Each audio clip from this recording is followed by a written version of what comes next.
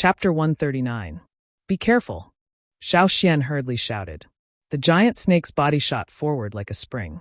The friction between its body and the air was like a strong wind, not giving Cha-Cha enough time to react. The distance of 10 meters was covered in the blink of an eye.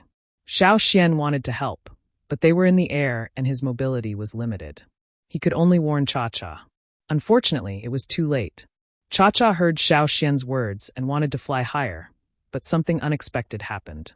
He wanted to avoid it, but he was too late. The giant snake that shot forward bit Cha-Cha's wing. It was fine to fly with Xiao Xian in the air, but with the addition of the giant snake, Cha-Cha could only be dragged down. Screech Cha-Cha let out a long hiss unwillingly, and his body fell rapidly with the force. The giant snake carried Cha-Cha and landed on a tree, then fell down from the tree.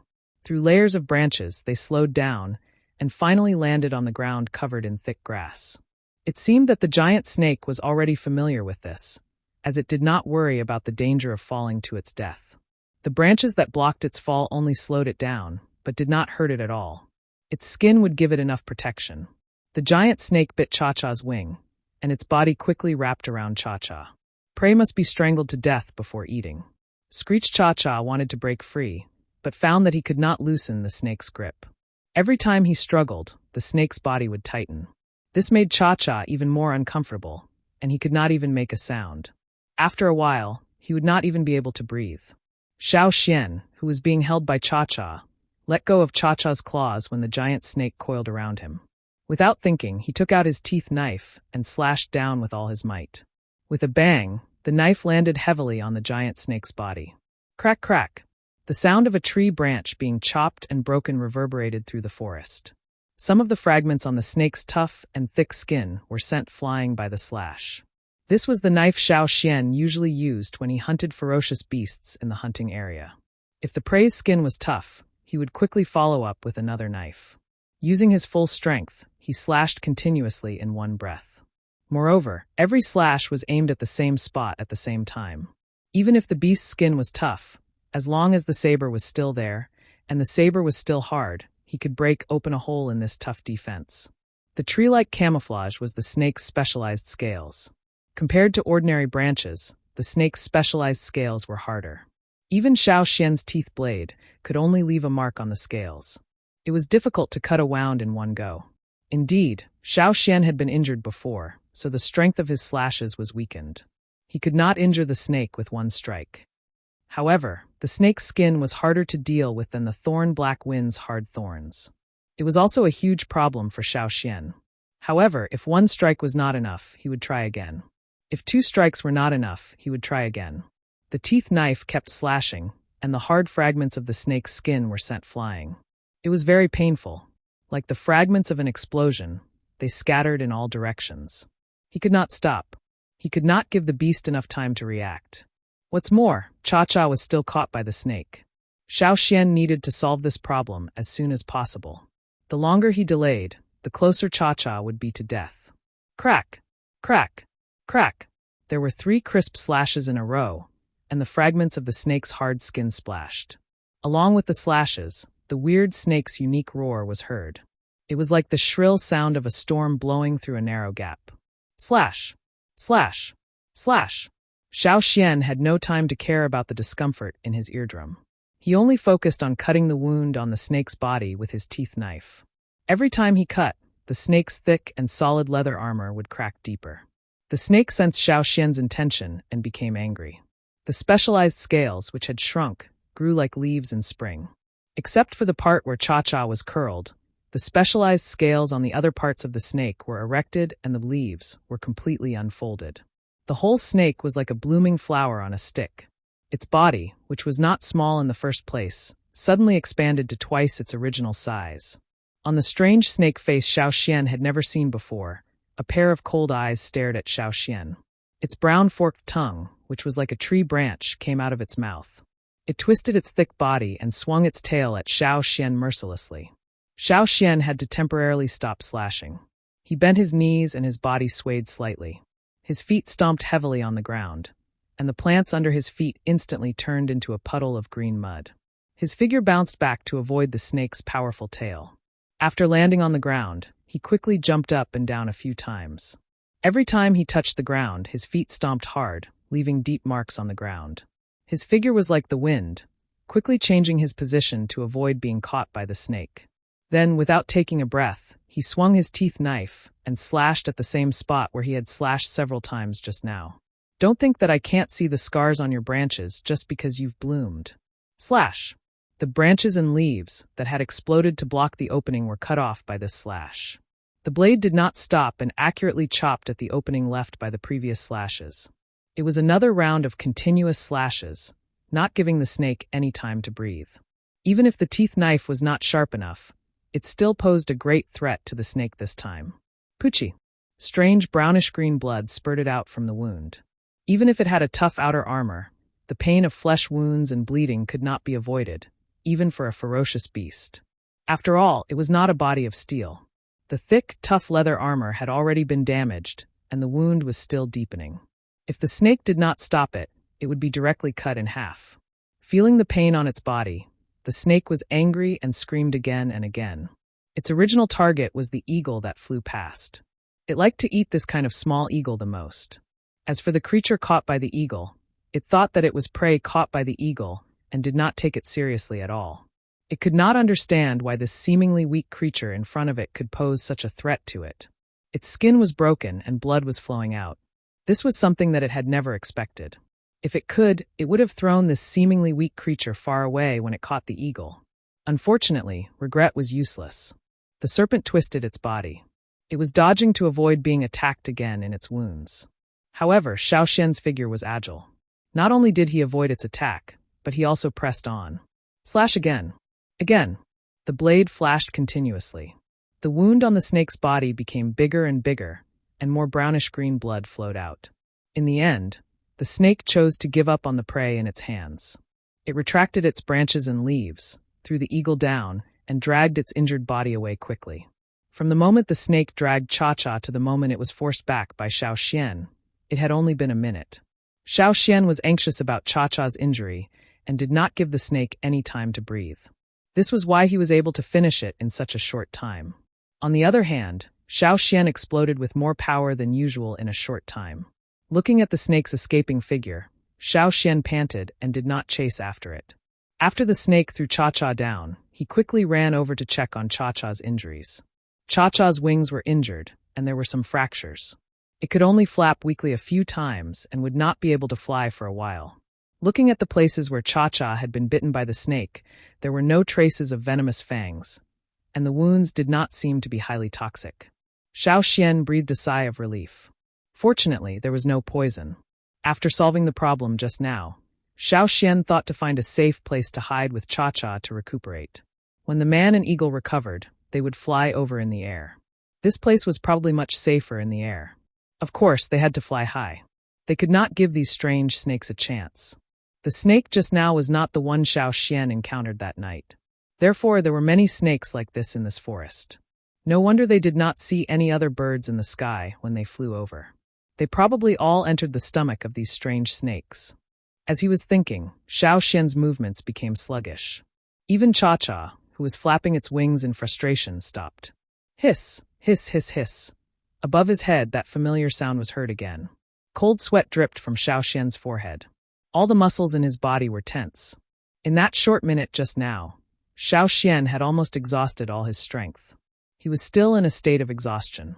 Before coming over, he had already gone through a battle and injured his arm. Just now, he had gone through another battle. He thought that he would have a buffer, but he did not expect that this forest would not give him enough time to catch his breath. Xiao Xian turned around, his back facing Cha-Cha.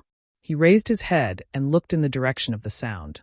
In the forest of giant trees, looking up from the ground, the lush branches and leaves were all that could be seen, covering the sky and the sun. It was as if the little bits of sunlight that seeped through were charity. As for the place where the giant snake had dragged Cha-Cha down, because of the broken branches along the way, more Yangguang leaked down. Combined with the surrounding environment, it was like an abrupt light pillar, extremely eye-catching. At this moment, Xiao Xian and Cha-Cha were standing in this light pillar. The Yangguang illuminated this place, making it much warmer than other places in the forest. If it was in the tribe, being exposed to this kind of yangguang would not be enjoyable. When it was peaceful and warm, it would almost make people close their eyes in comfort. However, at this moment, whether it was Xiao Xian or Cha-Cha, they could not feel this kind of warmth. On the contrary, they only felt that they were in the coldest winter snow. In the distance, in the dark forest, there were no other living creatures, not even flying insects.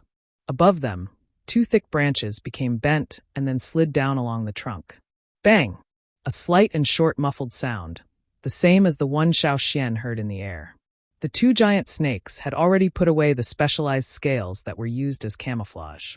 They slowly moved towards Xiao Xian, as if they were not worried that their prey would escape.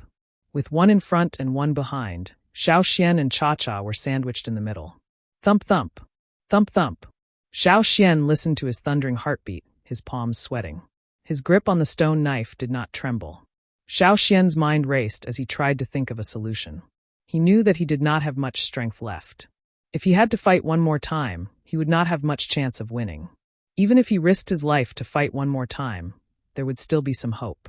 However, there were now 2 of them, and these 2 were not smaller than the one he had just cut off. Chapter 140. Even without their specialized scales, the 2 snakes were still much thicker than Xiao Xian. They slowly approached Xiao Xian and Cha-Cha. Strangely, Xiao Xian saw a trace of mockery in their cold eyes. They had seen Xiao Xian defeat their own kind, but did not help. Instead, they watched from high up on the branches, as if they were using their own kind to test Xiao Xian's strength. Now they realized that Xiao Xian did not have enough strength to pose a threat to them. Beside him was a delicious little eagle. Finally, they slowly came down from the tree.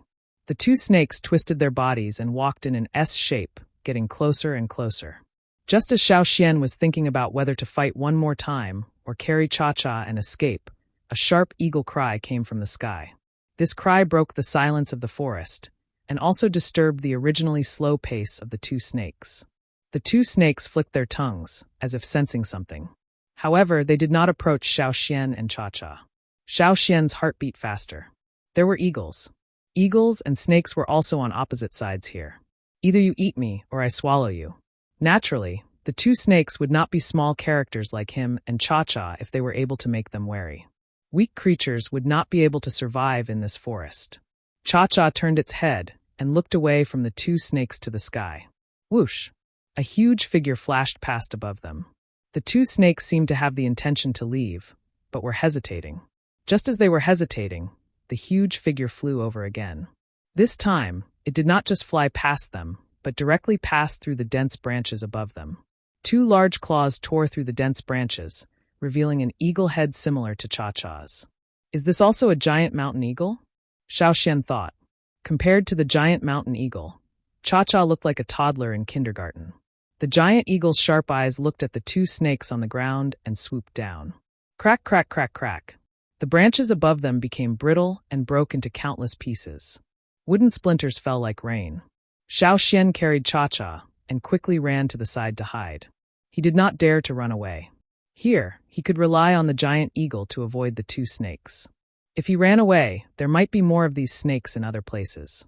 It was better to stay here and observe the situation. The giant eagle swooped down through the branches. When its large claws clawed on the tree trunks, 10 people would not be able to encircle them, leaving holes. When it was a few meters above the ground, the eagle claw exerted force and rushed toward one of the large snakes. The area under the forest was still a little narrow for it. It couldn't even stretch its wings, and its agility was greatly reduced. Even so, the eagle's claws still caused a great impact to the snake. The eagle's claws pressed down on the snake's wriggling body. The eagle's sharp beak pecked at the snake like a sharp blade. The other snake wanted to help, but the eagle whipped its wing and only bit off a few feathers. The eagle was supposed to hunt in a wide area, not in a dense forest. If it did not do well, it would be trapped. Moreover, the eagle's wings could be scratched by the branches. Even if the eagle's wings were tougher than those of ordinary birds, it was not completely unaffected. Xiao Xian did not dare to help rashly. If Xiao Xian went over, the giant eagle would be restrained. The giant eagle grabbed the big snake that had been pecked by it and flung it towards the thick tree trunk next to it with great force. At the same time, when the other snake tried to bite it, it used the snake under its claws as a whip and lashed at it. Bang! The snake's head hit the tree trunk again and again. Every time it hit the tree trunk, it would leave a hole. Xiao Xian watched from the side with his mouth wide open. This eagle was indeed an expert. Looking at the way it used the snake's body as a whip, it was obvious that it was not its first time. It was very skilled. It was the first time he saw an eagle use a snake as a whip. It seemed that this giant eagle understood where its weakness was and used a more relaxed method to deal with its prey. Cha-Cha, who was next to Xiao Xian, was also stunned. However, it soon became excited and wanted to grab the snake and swing it a few times. Finally, the snake under the eagle's claws was knocked dizzy. It did not have a chance to bite the eagle's claws before it was torn apart by the eagle's beak. The thick and solid skin had already been broken in several places. Brownish-green blood flowed everywhere. Every time the eagle's beak tore the snake's skin, a piece of skin and flesh would fall off. The other snake wanted to escape, but the giant eagle dropped the snake under its claws and grabbed at the escaping snake. In the end, neither of the snakes managed to escape. The giant eagle bit and tore the two snakes, then raised its claws and threw one of them towards Xiao Xian and Cha-Cha. It grabbed the other snake and flapped its wings. It seemed that it wanted to leave this place and find a place to eat. The snake that was thrown over was obviously the giant eagle's charity. However, how could Xiao Xian give up the opportunity to leave this place for a snake? Xiao Xian stored his teeth knife back at his waist and ran over with Cha-Cha. He could see that the giant eagle did not want to kill Cha-Cha, but Xiao Xian still had to be cautious. After running a few steps, he slowed down and observed the eagle's reaction. The giant eagle, which was about to fly away, stopped and looked at Xiao Xian. Its sharp eyes made Xiao Xian break out in a cold sweat and feel great pressure. Cha-Cha, who was being carried on Xiao Xian's shoulder, was also doing his best at this time. He cried pitifully at the giant eagle, which was worthy of his usual cleverness and cheekiness. The giant eagle stared at Xiao Xian, who was getting closer and closer. It seemed to be thinking about something, and its sharp eyes were much less sharp. It flapped its wings, and its claws vigorously pushed off the ground and flew up. Xiao Xian grabbed Cha-Cha's leg with one hand and jumped over. His legs clamped down on the snake's body, which had been pecked until only its spine was left. This was the only place that could be clamped down. As the giant eagle flew up, Xiao Xian clamped down on the snake's body and hung upside down. Brownish-green blood flowed all over Xiao Xian's body. Cha-Cha, who was being held by Xiao Xian, did not feel good either. It was rarely held upside down like this. Thanks to his strong body and the strength of a totem warrior in the tribe, Xiao Xian could carry Cha-Cha's weight with one arm. It was not difficult for him to carry big stones in the tribe. Although Cha-Cha was big now, it was much lighter than a stone. During the ascent, the giant eagle could not fly freely, so it had to use the trees nearby several times. Xiao Xian and Cha-Cha bumped into trees several times. He also felt the same as the snake just now. Xiao Xian tried his best not to throw Cha-Cha away. They did not expect to be able to sit on the eagle's back and give it a ride. This eagle had a good temper. It was not related to Cha-Cha by blood, so it did not show any affection. It was just a little friendly. Xiao Xian could not push it anymore. If he angered it, he and Cha-Cha might end up in the eagle's mouth. In the world of ferocious beasts, the same kind was nothing. They could still be eaten. After rushing out of the forest, it was much easier.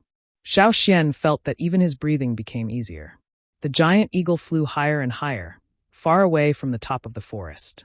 This was an experienced giant eagle, unlike Cha-Cha, who was a rookie. The scenery on the ground became smaller and smaller. Xiao Xian's field of vision also became wider. He could see the mountains in the distance and the green forest. Xiao Xian, who was brought high up in the sky, finally had time to observe the giant eagle. Xiao Xian did not notice it before, but now that he observed it carefully, he found that the giant eagle's condition was not as good as he had imagined. There were some fragments on its claws that were about to fall off. The toes on its claws were also broken in two places and were bleeding. This was caused by the fight with the two snakes just now. Looking at its flying posture, it was not as fast as before. The flapping of its wings was also a little clumsy, as if it was withstanding a great weight. In fact, Xiao Xian and Cha-Cha were nothing compared to this giant eagle. As for the snake, even if it was caught, it should not have been so heavy. This giant eagle seemed to be struggling to fly. Xiao Xian observed the giant eagle from its claws, to its feathers, to its beak. Because Xiao Xian often faced Cha-Cha, When he looked at this giant eagle that looked similar to Cha-Cha, he found that its beak was more curved than Cha-Cha's. This kind of beak was not good for pecking prey. Was it sick? Or was there another reason? It seemed to have a sharp aura, but its body was no longer sharp. A fight could bring it great pain. It was hard to imagine that such a powerful eagle in the forest would be in such a state. If he had not observed this, Xiao Xian would have thought that it was still healthy. As he pondered, Xiao Xian suddenly thought of a possibility. Could it be that this eagle was already old? He just did not know how old it was. How long would it take for Cha-Cha to grow to this size? A few decades? A few hundred years? Or even longer? The mountain range was getting closer and closer. Xiao Xian had never been here before. Moreover, the giant eagle was flying in the direction that Cha-Cha had flown to. Could it be that Eagle Mountain was over there? However, Xiao Xian did not see any other giant eagles here. If it was Eagle Mountain, why was there no eagle? It seemed that Eagle Mountain was not here, but somewhere even further away. Xiao Xian thought to himself. This place was only a temporary resting place for the giant eagle. As it approached the mountain, the giant eagle began to flap its wings vigorously to pull itself up. This time, the feeling of heaviness was even more obvious. Even if Cha-Cha was carrying Xiao Xian, it would not be so heavy. The giant eagle finally landed on the edge of a cliff, and the strange snake was thrown to the ground. Xiao Xian also jumped down from the strange snake and carried Cha-Cha to the side. Xiao Xian did not touch the snake. It was the giant eagle's prey. Most fearsome beasts had a strong sense of monopolization over their prey, and would fight to the death with anyone who tried to snatch it. Cha-Cha also did not go over, and quietly stayed at the side with Xiao Xian. Xiao Xian touched the animal's skin bag on his body. There were 2 small pieces of jerky, and they were a little hard. He gave one to Cha-Cha and ate the other one himself. Cha-Cha looked at the jerky in Xiao Xian's hand and was a little hesitant. It did not like this kind of meat. However, in this place, it had no choice. It could only recover after eating something. Bang! A piece of bloody snake meat was thrown in front of Cha-Cha. Cha-Cha looked at the giant eagle that was still pecking at its food, and then looked at the fresh snake meat in front of it. It did not eat Xiao Xian's jerky.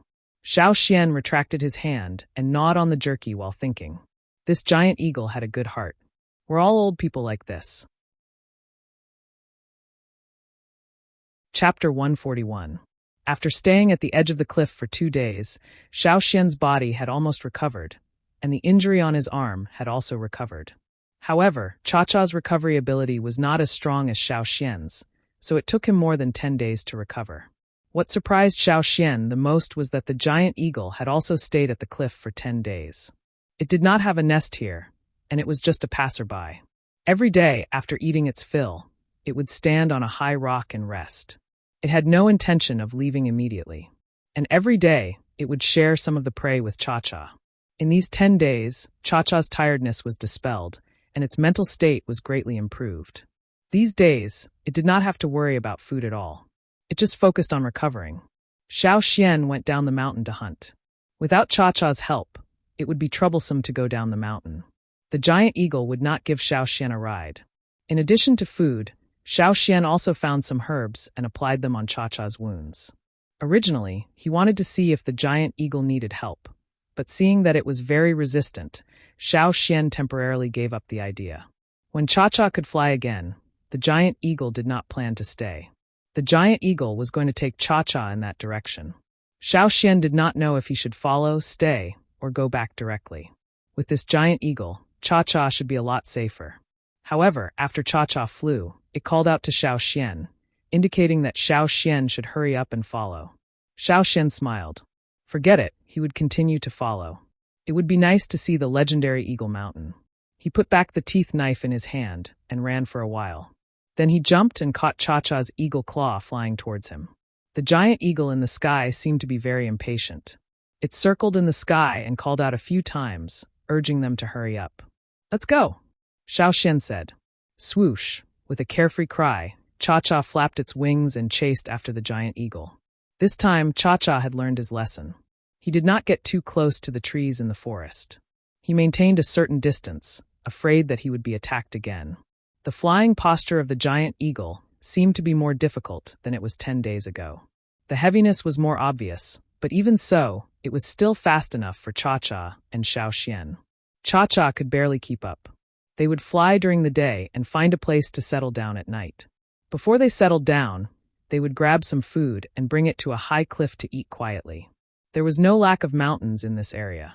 Sometimes they would meet other creatures living in the mountains. Most of the time, it was the giant eagle that was fighting, while Xiao Xian and Cha-Cha were cheering it on. They would be a hindrance if they went there. Every time the giant eagle fought with other ferocious beasts, Xiao Xian noticed that the injuries on its body increased. The condition of its claws, beak, and feathers was worse than when he first saw it. Only its pair of eagle eyes were so sharp that he couldn't look directly at it. With such a giant eagle as their escort, the birds along the way did not dare to provoke them, which saved them a lot of trouble. It had been nearly 30 days since they left the third hunting base, but they still had not seen their destination. However, Xiao Xian could see the changes in Cha-Cha and the giant eagle's attitude from their behavior. They were excited, and their eyes were eager. Even the giant eagle, who looked like an elder, could not wait. They were almost at their destination. On this day, the two eagles, one big and one small, continued their journey. Xiao Xian looked at the surrounding scenery. In front of them, there was a long, dragon-like mountain range. This mountain range was very high, which reminded Xiao Xian of the second hunting base. Most of the birds were blocked by the mountain range. Every time they encountered such a mountain range, they would see a different scenery after climbing over it. The peak of the mountain range was covered by clouds, and they could not see the top. They could only see a large area of snow under the clouds. The giant eagle began to climb up, and Cha-Cha followed closely. They wanted to climb over the mountain. Along the way, they had climbed over many mountains, but this time, the challenge was even greater. The higher they went, the more difficult it was. It seemed that there was a force that pushed back any creature that flew up. After flying for a while, Cha-Cha was obviously tired, and it rested on a protruding rock. Cha-Cha, follow it and fly up. I will stop here. Xiao Xian touched the feathers on Cha-Cha's head and said, Caw! Cha-Cha dodged Xiao Xian's hand, flapped its wings, and used its claws to grab the rock next to it. Are you being stubborn again? I will wait here. After thinking for a while, Xiao Xian asked again, Will you come back? Cha-Cha answered and continued to grab the rock. That's good, but it will take too long, so I will go back by myself. Xiao Xian planned to train in this area. There were many species here that Xiao Xian was unfamiliar with. Perhaps he could find some rare and precious herbs that were recorded in ancient scrolls. He always stayed in the tribe, and every time he went out, he would only take the same route. After a long time, he was tired. This time, it was a good opportunity to see this unfamiliar place. He wanted to see the so-called Eagle Mountain, but Cha-Cha was still too small. It was normal for it to travel, but this place was different. It was difficult for it to fly on its own, not to mention carrying a person. The giant eagle above them began to urge them again. Cha-Cha was still a little hesitant, so it called out to the eagle above. Hurry up and follow it. It was rare for him to ride on such a big leg. If he lost it, where would he find it again? Xiao Xian was talking when he suddenly felt a wind behind his head. He turned his head and saw a giant eagle claw coming at him. Because the claw did not have any killing intent, Xiao Xian did not pull out his teeth knife. Standing on the ground, the eagle was almost 10 meters tall, so its claws were naturally much bigger than Cha-Cha's. It could even catch a big snake, so it was easy for it to catch Xiao Xian. After the giant eagle caught Xiao Xian, it flew up. Cha-Cha looked at it and quickly followed. The giant eagle's claws were obviously used to catching prey, so it could not control its strength. Xiao Xian was caught by the eagle's claws. He felt that his internal organs were about to be squeezed out, and his bones were cracking. If it were not for the strong body of a totem warrior, an ordinary person would have been crushed to death. However, the giant eagle had good intentions. After spending some time together, the giant eagle did not dislike Xiao Xian as much as before. Seeing that Cha-Cha was having a hard time carrying Xiao Xian, it decided to help. However, it did not know that there were many creatures that were much weaker than the prey it usually caught. Without Xiao Xian, Cha-Cha felt a lot more relaxed, but he still couldn't fly fast. The pressure coming from the front seemed to be an invisible big hand, pressing down harder every time he rose a little. Not only Cha-Cha, but also the giant eagle. Xiao Xian's weight was nothing to the giant eagle. It was just resisting the pressure from above. The mountains in front of them were already covered in snow. There was no greenery, but they still could not see the top. Looking up, they could only see layers of clouds. The cold air poured into his lungs. At first, Xiao Xian could still withstand it. It was similar to the winter in the tribe. However, as he continued to climb, Xiao Xian found that even a totem warrior could not withstand the cold. The fur on his animal skin coat was already covered in frost, and the area of ice was expanding. Not only the animal skin coat, Xiao Xian's hair, the giant eagle's and Cha-Cha's feathers were also freezing. There was light above, but the golden Yangguang did not let people feel much warmth at this time. If it was at night, it would probably be even colder. They had to quickly climb over before it got dark. Mobilizing the totem power in his body, a warm current flowed around his body, warming up his almost frozen body. However, once it stopped, he would feel the biting cold again. When Xiao Xian felt that he was about to freeze into a popsicle, he finally saw the top of the mountain. This made Xiao Xian, who was about to turn into a popsicle, and Cha-Cha, who was already exhausted, happy. Cha-Cha flapped its wings more vigorously. Closer. Even closer. Slowly climbing up over the cloud-shrouded mountain peak, Xiao Xian's pupils shrank as he looked at the scene in front of him. He thought that after reaching the top, he would descend and go to the other side of the mountain. However, when he reached the top, he found that there was only flat ground. Bang! The giant eagle landed on the ice field at the top of the mountain. Xiao Xian, who was thrown away, rolled a few times on the frozen ground before stopping. There was a thick layer of snow on the ground, but the snow was very hard like stone. Looking behind him, there was a layer of clouds. It was as if he had stepped on the clouds and entered the realm of heaven. However, looking ahead, there were clouds and mist, and he could not see clearly what was in front of him. However, Xiao Xian could feel that there were other living creatures in the lingering clouds and mist. After the giant eagle released Xiao Xian, it panted for a while and then walked forward. Cha-Cha quickly followed. The cold mist filled the air, and Xiao Xian walked beside them. When he turned his head, he could only see a layer of mist. The place where he had landed had disappeared into the mist. On the surrounding ground, there were some protruding crystal-like icicles. One could be seen every few dozen meters. Kacha! Kacha kacha! Xiao Xian looked around. There were similar sounds coming from all directions. Some were near, some were far. However, Xiao Xian did not dare to be distracted. He and Cha-Cha followed closely beside the giant eagle. Tap, tap, footsteps came from behind. It was the eagle's footsteps. A flow of cold air came from behind, and Xiao Xian shuddered. As the footsteps came closer, Xiao Xian turned his head to look. What he saw shocked Xiao Xian so much that he stopped breathing. Because of the mist, Xiao Xian could not see clearly. He could only see a huge black figure in the mist.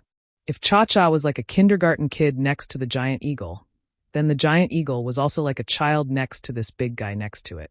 Was this also a giant mountain eagle? Xiao Xian used his special vision to look. Although it was still blocked by the mist, he could vaguely make out the skeleton of a giant mountain eagle. He took a deep breath. Xiao Xian suddenly felt that his vision was too narrow. A giant mountain eagle, with the word giant attached to its name, could be seen from its size. The one they had seen before was not a typical example of this species. He just did not know if there were more giant eagles. Among these big guys, Xiao Xian felt waves of pressure. It was as if he had fallen into a nest of monsters. Looking at the two eagles, one big and one small, in front of him, Xiao Xian hurriedly followed. No matter what, following them closely was the best thing to do. The big eagle led Cha-Cha to walk in the misty land. When they came to a protruding crystal-like icicle, the big eagle lowered its head and bit the icicle. It pecked off a piece of the icicle, bit it, swallowed it, and then continued. Cha-Cha looked at it and pecked at the ice as well. Hearing the cracking sounds, Xiao Xian finally understood where the sounds came from. Chapter 142. Xiao Xian thought they would pass through here, but to his surprise, they found a place and stopped.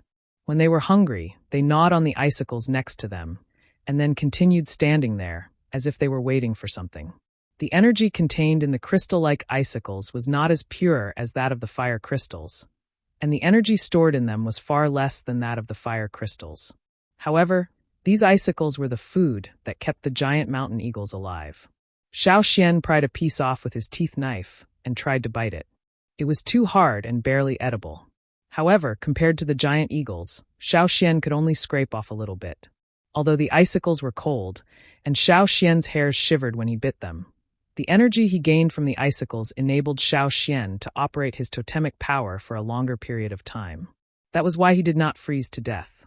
It was no wonder that Cha-Cha was not afraid of the cold at all, even when it was winter in the tribe. Compared to the extreme cold here, the winter in the tribe was too warm for the giant mountain eagles. In the following days, Xiao Xian saw many more giant mountain eagles, except for the giant figure he saw when he first arrived on the frozen plateau. Some were as big as the eagle that brought them here, and some were several times bigger than the one that shocked Xiao Xian on the first day. Was this the mountain the giant mountain eagle mentioned? Was this the Eagle Mountain? Xiao Xian guessed. These giant mountain eagles came here as if they were going to the market, but they were not in a hurry to leave. None of them fought with each other, and they all waited here obediently. Even Cha-Cha, who was usually very energetic, became unusually well-behaved. Every day, he stayed close to the giant mountain eagle that brought them here. Ever since it hatched, it was the first time it came to such a place. Being able to find this place, and having a strong sense of longing, was completely due to the nature of its bloodline. Days passed, and Xiao Xian did the same thing every day. When he was hungry, he would eat some ice like the giant mountain eagles.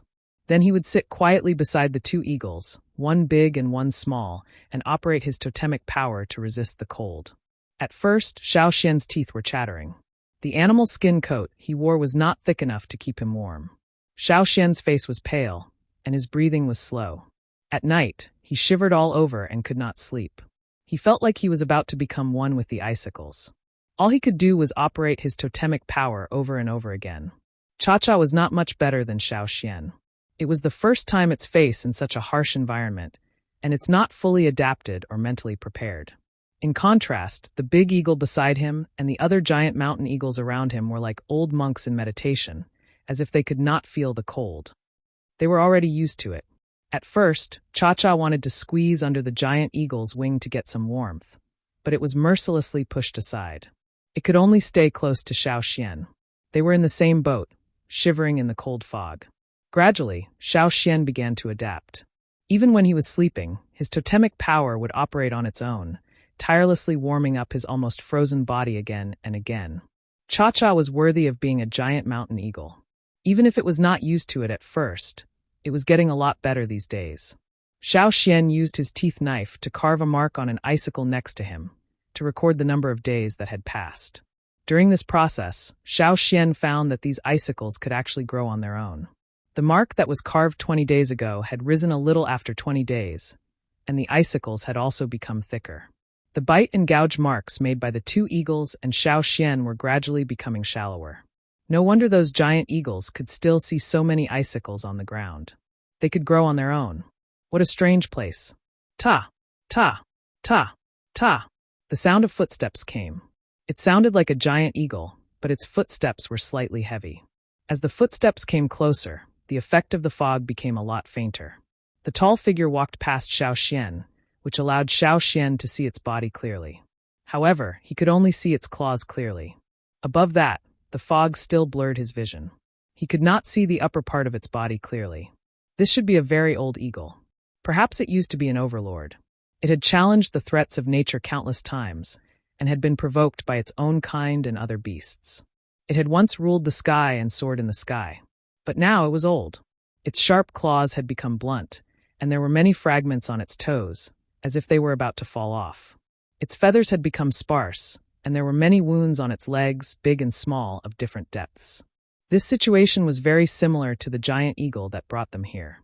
The giant figure walked past them at a close distance. Its claws could easily cover Cha-Cha under its feet. When it walked past, its wings shook, making Xiao Xian feel that the sky above his head was dark for a moment, completely blocking out the light. Cha-Cha and the giant eagle raised their heads to take a look. Then they withdrew their gazes and continued to be in a daze, perhaps deep in thought. The giant figure gradually walked away until it completely disappeared in the fog. 20 days, 30 days. On the 40th day, the surrounding giant mountain eagles were no longer silent. They began to become active. Sometimes they would call out a few times, and there would be a series of echoes from other places. These days, more and more mountain eagles came to the ice field. Every day, Xiao Xian could see figures of different sizes passing by. There was a small eagle about the same size as Cha-Cha. It probably came with its parents. It walked next to the two giant figures. When it saw Xiao Xian, it curiously approached him, but was called back by its parents. The fog was thinning. Yangguang passed through the fog and gradually became clear. On this day, when the sun rose and shone on the high ice field, Xiao Xian found that the fog around him had completely dispersed. Around him, there were many figures of different sizes. The small ones were about the same size as Cha-Cha, and the big ones were as big as mountains. One by one, they completely blocked Xiao Xian's vision. Xiao Xian was among them. He was like an outsider who had intruded into this huge group. He was so small that the giant eagles did not even bother to look at him. Xiao Xian did not know where so many giant beasts had been active. He had lived in the tribe for several years.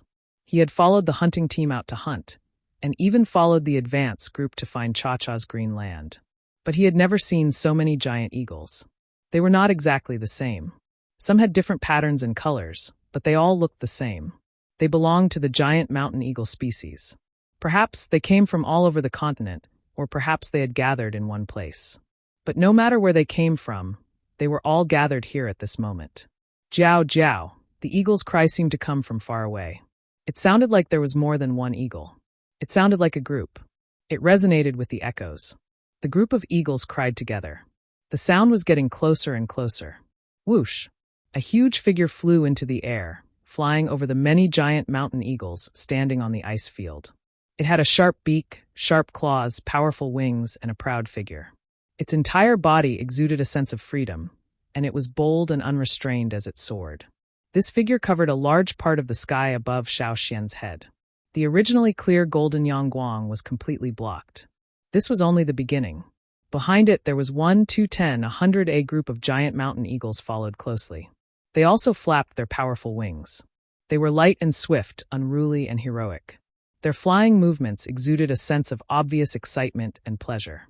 Compared to the old, weak, sick and disabled, standing on the ice field at this moment, they were like strong and healthy experts, full of vitality. It was not only the sky above Xiao Xian's head. In the distance, where Xiao Xian peeked through the gaps between the big figures around him, there were also many figures flying past. They came from the front, then returned to the other side of the mountain. Xiao Xian felt as if he was about to be blown away by the wind created by the eagles. When these figures gradually disappeared, there was already movement in front of him. The sound of wings flapping could be heard. At first, it was sparse, but then a group of wings flapping could be heard. Xiao Xian saw the giant eagles in front of him also flapping their wings and flying up. Beside him, 2 eagle cries could be heard. Xiao Xian looked over. Cha-Cha also flew up. It called out to Xiao Xian, then flew forward with the rest of the group. When these big fellows that blocked Xiao Xian's vision flew up, what appeared in front of Xiao Xian was a snow-covered mountain. The mountain was a little far away, but it was very big. He did not know where the top was. Xiao Xian had thought that this mountain was high enough, but he found that there was another mountain higher than the one before. Under the golden Yangguang, the snow-white mountain in the distance emitted a halo like holy light. It was aloof and independent. Standing on the ice field, Xiao Xian quietly looked at the huge snowy mountain in the distance, feeling the throbbing in his soul. Under such circumstances, he suddenly felt like he was on a pilgrimage. Thousands of eagles flew together towards the snow-white mountain. What was ahead? Xiao Xian also walked in that direction. His footsteps became faster and faster, and his legs that had not moved for a long time gradually became more flexible. In the end, he directly ran. Cha-Cha and the giant eagle's figures quickly merged into the group of eagles. There were too many of them, and it was impossible to tell which was which. Xiao Xian followed the group of eagles forward. Then he saw the giant eagles fly up one by one and fall down, disappearing from the edge of the ice field. The ice field was at the edge, but in front of it was a bottomless abyss. The group of eagles flew down from the top of the ice field into the abyss. Although they were flying down, they were still heading towards the snowy mountain. The snow-white mountain in the distance, whose bottom could not be seen and whose top could not be seen, stood there proudly. This was the Eagle Mountain. This time, Xiao Xian was very sure. Xiao Xian stood at the edge, watching the group of eagles disappear into the abyss. After an unknown period of time, the fog that had dispersed began to gather again. The gathering fog blocked Xiao Xian's vision. Everything returned to the previous situation. Chapter 143. Xiao Xian was the only one left on the vast ice field. It was very quiet all around. Although the surroundings were usually covered in fog and he couldn't see far, from time to time he could still hear the cries of eagles of different sizes, or the sounds of giant beasts walking back and forth, or the sounds of them gnawing on the icicles. But now, the sounds that he had heard every day in the past had all disappeared. Xiao Xian had a feeling of isolation. However, even without those giant eagles, he still wanted to take a good look at the ice field. After coming here, he didn't dare to wander around because of the giant eagles. Now that the eagles had flown away, he didn't have to worry about them. Even if his vision was limited, he had already memorized the rough terrain within his field of vision while the fog was dispersing. As long as he was careful, there shouldn't be any problems. Xiao Xian walked on the ice field at the top of the mountain. Because of his usual habit, he walked very quietly, and now that the surroundings were very quiet, Xiao Xian subconsciously slowed down his movements. Although he was cautious, his speed wasn't slow. In front of him was the abyss of the cliff where the eagles flew down. Xiao Xian naturally didn't walk forward, but instead walked horizontally along the ice field. In order to avoid accidentally falling into the abyss, Xiao Xian kept a distance from the edge. He already had an idea of the length of the abyss, but he didn't know how far it was horizontally. Even when the fog was dispersing, Xiao Xian still couldn't see the edge. There were some large footprints on the ice field, and the icicles were full of pecking marks. Some of the marks were large, some small. Along the way, Xiao Xian saw a few gigantic icicles. These gigantic icicles would naturally attract the attention of the larger giant eagles. Just look at the marks on the icicles. Most of the pecking marks were on top of the icicles, and it was hard to see further up. Closer to the ground, there were only a few small pecking marks or no pecking marks. The giant eagles wouldn't always lower their heads to bite. Xiao Xian was walking when he suddenly heard a hissing sound. It wasn't loud, but because the surroundings were too quiet, the sound was more obvious. This wasn't the sound of the giant eagles walking. When the giant eagles walked here, most of them had a heavy feeling and were very generous, not avoiding anything. But at this moment, this sound made Xiao Xian feel a sense of caution. The sound was getting closer and closer. Xiao Xian hid behind a huge icicle, carefully paying attention to the creatures in the fog that were getting closer and closer. Gradually, Xiao Xian saw a long figure in the fog. Snake. No, it wasn't a snake. It was not as long as a snake, and the way it moved was different from a snake. It looked more like a worm. Stoneworm. Stoneworms were commonly seen in mountainous and rocky areas. But soon, Xiao Xian knew that he was wrong. This wasn't a stone worm, but a fleshy worm that was very similar to a butterfly's larva. This worm was thicker than Xiao Xian's thigh. It was nearly 4 meters long and snow-white. It had a round head and a constricted neck between its head and body. It didn't look any different from other butterfly larvae except for its larger size. But if one looked closely, they would find many differences. Many butterfly larvae that Xiao Xian had seen in hunting grounds had 3 pairs of thoracic feet, 4 pairs of abdominal feet, and 1 pair of tail feet. But the one in front of him had 3 pairs of thoracic feet, 3 pairs of abdominal feet, and 3 pairs of tail feet. The thoracic feet and tail feet were very similar, but the abdominal feet were different. The thoracic feet and tail feet had hooks at the front, while the abdominal feet had suction cups. The hissing sound that Xiao Xian heard just now was the sound of it crawling on the ice field. It was a very strange worm. Xiao Xian didn't expect to see such a creature in such a cold place. Generally speaking, they should live in warmer areas. Xiao Xian didn't know if this worm had any attack power. He just stood quietly behind the icicle, observing the snow-white worm that was crawling closer and closer. It crawled for a while, then stopped. Then it used its abdomen and tail feet to prop itself up, as if it was trying to identify something. Then it determined a direction and continued crawling. At this time, it was heading in Xiao Xian's direction. Was he discovered? Xiao Xian was vigilant, his hand silently reaching for the hilt of his sword. But the worm stopped in front of the icicle, and then Xiao Xian heard a small crunching sound. Feeling the vibration from the icicle, Xiao Xian knew that the worm was gnawing on the icicle. Its target was only the icicle, and it didn't notice Xiao Xian. Xiao Xian and the worm, one was on one side of the icicle, the other was on the other side. Xiao Xian didn't stick his head out to observe. He just relied on his hearing and the vibration from the icicle behind him to judge the worm's general behavior. The crunching sound lasted for about 2 hours. The worm changed its location and went to look for other icicles. Xiao Xian quietly followed. Sometimes, without the icicle's cover, as long as Xiao Xian was careful, the worm wouldn't notice Xiao Xian. In its eyes, it didn't seem to care about anything else. It was only focused on looking for food. Xiao Xian found that the worm chose the thick icicles. Because the thick icicles were mostly long, the larger giant eagles gnawed on them. Most of them were gnawed on the top of the icicles, and the ones near the ground were rarely gnawed. And the worm's target was the thick icicles near the ground, where the giant eagles didn't gnaw on them. Was it a neat freak, or was it afraid of the smell left behind by the giant eagles? Xiao Xian didn't know.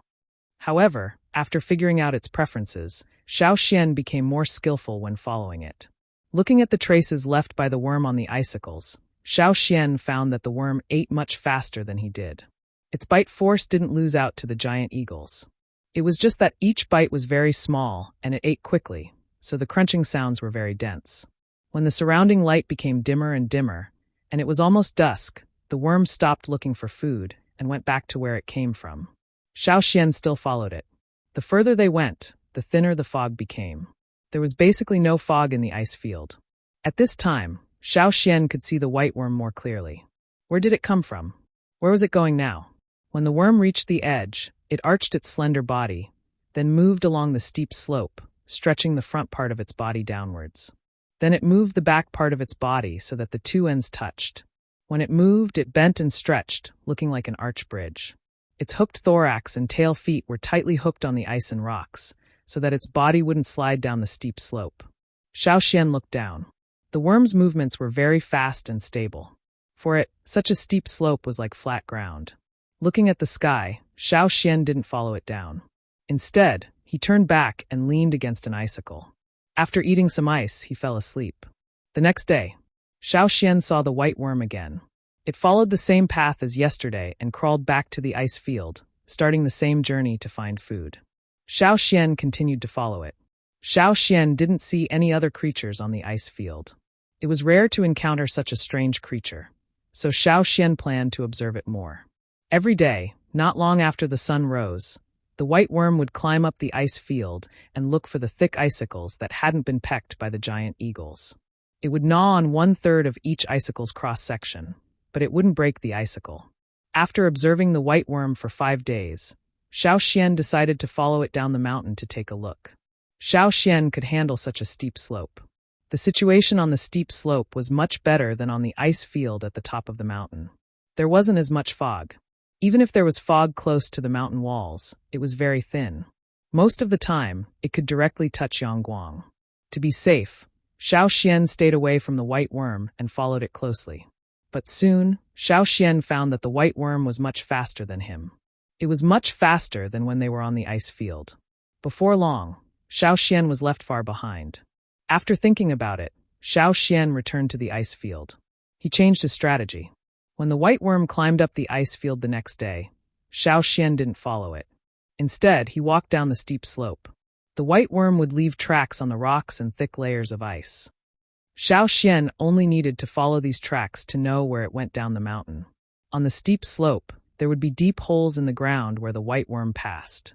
There were also traces of hooks at the bottom of the holes. Looking at the length of the white worm and following its walking pattern, he could quickly find it. In addition, Xiao Xian went down the mountain during the day, so it wasn't hard to find those holes. Xiao Xian kept going down. From the top of the mountain, a strong wind would blow from time to time. Many small ice particles would directly hit Xiao Xian's body. Xiao Xian could only hold on tightly to the rocks or the hard layer of ice covering the rocks. If he was careless, he would directly fall. If he fell from here, he would undoubtedly die.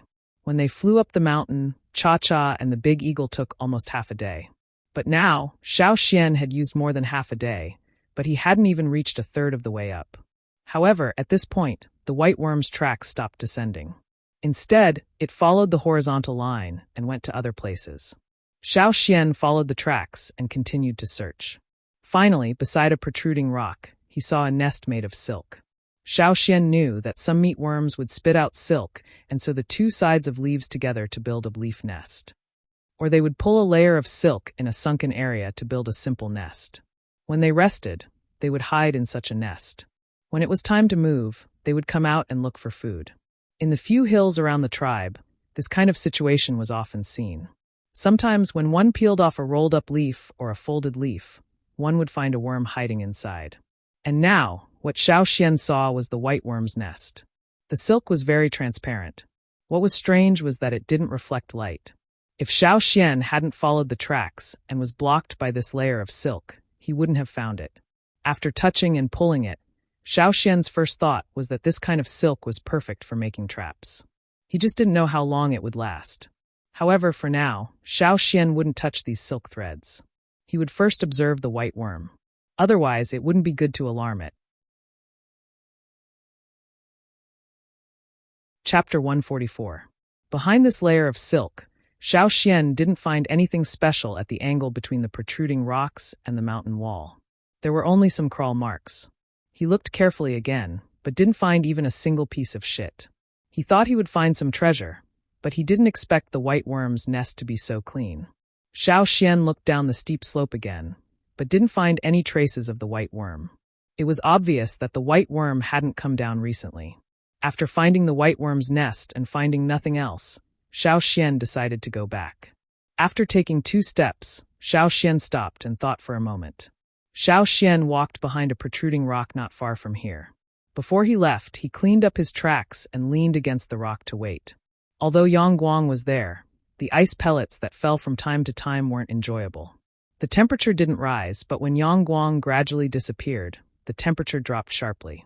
However, for Xiao Xian, who was used to the temperature at the top of the mountain, this temperature was still bearable and he could sleep. When the sun only left a faint light on the horizon, the white worm returned. Because every step it took was tightly wrapped around the ice and rocks, it naturally made a sound. Xiao Xian was resting with his eyes closed, but when he heard the noise, he quickly looked over. From the angle that Xiao Xian chose, he could clearly see the white worm's movements outside and inside the nest. Although the sun had already set, the 2 moons in the sky provided enough light for Xiao Xian to see the situation over there. After eating its fill and returning to the nest, the white worm excreted. One by one, white translucent balls of ice came out from its tail.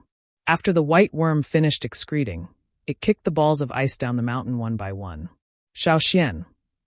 This worm was really obsessed with cleanliness. It even knew not to dump feces in its nest. After eating and drinking its fill, the white worm laid down in the nest and didn't move. Xiao Xian didn't look again and leaned against the rock to sleep. The next day, before the sun completely rose, the white worm left the nest. After it, Xiao Xian also went up the mountain. In the next few days, Xiao Xian did not go down the mountain, nor did he follow the white worm. Instead, he continued to explore other places on the ice field. After familiarizing himself with the terrain, Xiao Xian also sped up. A few days later, Xiao Xian returned to his original location. He didn't turn back, but because this ice field was circular, he would naturally return to his original location after walking around. During this process, Xiao Xian encountered a few more insects that looked like the white worm, but he didn't spend any more time tracking them. Xiao Xian returned to the starting point, but he didn't see the white worm anywhere. He looked around and didn't see any traces of the white worm. Curious, Xiao Xian went down the mountain and went to the white worm's nest to investigate.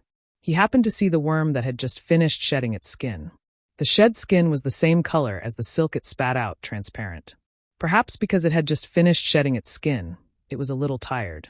After resting for a while, it moved and kicked the pile of skin out of the nest. Xiao Xian wanted to take the worm's skin to see. The tribe was too short on resources, so if there was something good, they would try to get it. That worm's skin might be a rare treasure, but the white worm didn't care about it and kicked it out of the nest. At first, Xiao Xian was worried that the worm's skin would be blown away by the strong wind. But the next moment, the worm's skin that was kicked off fell straight down and hit the ice below with a bang. Looking at the hole made by the worm's skin, Xiao Xian was stunned. Even the worm's skin was so heavy, so the white worm itself must be heavier. He really couldn't tell. Xiao Xian couldn't directly go over and get the worm's skin now. The white worm was still resting in the nest and had to wait for an opportunity. And this opportunity had been waiting for an entire night. When the sun rose again, the white worm that had shed its skin for a night climbed up the mountain like a ghost. Xiao Xian went over and picked up the worm's skin that had been smashed into the snow. After a night, the worm's skin was covered with ice and snow.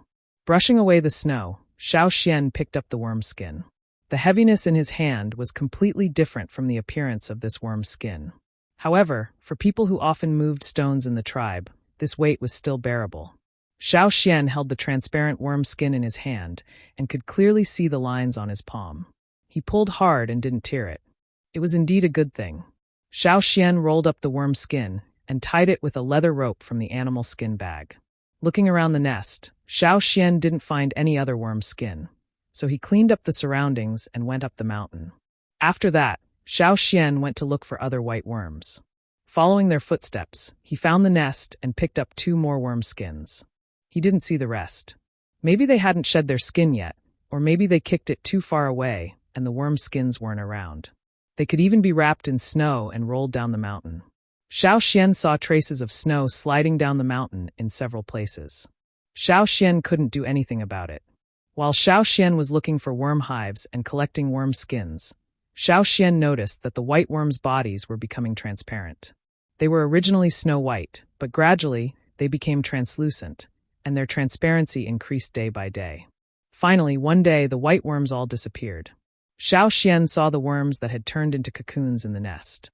There were no cocoons, but the layer of silk around them was thicker. The cocoons were also transparent and had edges.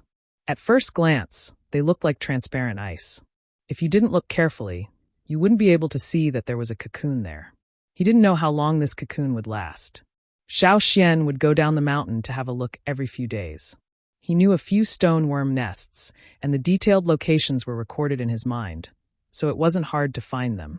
At other times, Xiao Xian would slowly absorb the energy from the ice on the ice pillars. He found that in this place, when he calmed down, his heart was very peaceful. It was very suitable for absorption. The energy on the ice wasn't ordinary energy. It was different from the energy contained in the fire crystal, and it wasn't pure either. However, the energy of the fire crystal could only play a supporting role for Xiao Xian. The totem in his sea of consciousness didn't change at all. This was the difference between Xiao Xian and the others in the tribe. Every time the ice on the pillar absorbed the energy, there would be a very small amount of energy gathered in the totem. This was the fundamental reason why Xiao Xian was able to operate the totem's power. The 2 moons in the night sky gradually became full, and the night became brighter as they got closer. On this day, the 2 moons overlapped. Xiao Xian walked out of the clouds on the top of the mountain and looked at the moon in the night sky. When he was in the tribe, he could hear the roars of the beasts in the forest far away. But here it was very quiet. He couldn't hear any birds or beasts, as if he was isolated from the world. From the first hunt of the year to now, the 2 moons overlapped. In the blink of an eye, nearly half a year had passed. Suddenly, Xiao Xian felt that something seemed to be happening at the bottom of the steep slope. Thinking of the white worms that had turned into pupae, Xiao Xian decided to go down the mountain to have a look. This night, under the overlapping moons, everything was as bright as day. This night was unusual for the beasts and ferocious beasts. Therefore, Xiao Xian was extra careful when he went down the mountain. When he finally came near the white worm nest, Xiao Xian saw a much smaller worm coming out of the nest. It looked like a butterfly without wings, with 2 club-shaped antennae. When it climbed out and climbed up the protruding rock, white light like electricity was emitted from its body, forming the shape of a wing, and stretched out. The wing grew bigger and bigger, until it almost covered the protruding rock. The white fluorescent wings slowly flapped twice, and then rested for a while. Then the worm jumped down from the rock, flapped its wings, and flew away. Looking at the distance, there were also some white light spots, which were the white worms in other parts of the mountain. Those white worms that had turned into pupae all turned into butterflies at the same time. There was no starlight in the night sky, and these white butterflies were like the stars in the night. There was still a cold wind with ice and snow, but it didn't seem to have any effect on them, and they continued to fly steadily, further and further away. Xiao Xian stood there, watching the light spots become smaller and smaller until they disappeared. Then he retracted his gaze and looked at the white worm nest. The silk was still there. If it continued to stay there, and no one touched it for a long time, the silk net would be blocked by the wind and snow. When the white worms turned into pupae, there would be a thick layer of ice and snow on the silk. Xiao Xian went over and pulled the silk. These silk were not easy to cut. During this time, Xiao Xian had studied the worm's skin, and he found that the wrinkled worm's skin was not easy to flatten, but it was much easier if he instilled totemic power into it. Xiao Xian used the same method to get the silk. Originally, the silk was tightly attached to the rock, almost as if it was one with the rock. After Xiao Xian instilled totemic power into it, he pulled it off with a little force. Unlike the heavy skin that the white worms shed, these silk were very light, which made Xiao Xian even more happy. There was nothing left in the stone worm's nest, not even a broken pupa. He didn't know if it had been kicked down the mountain early, or if it had decomposed on its own, or if it had been eaten by the white worms.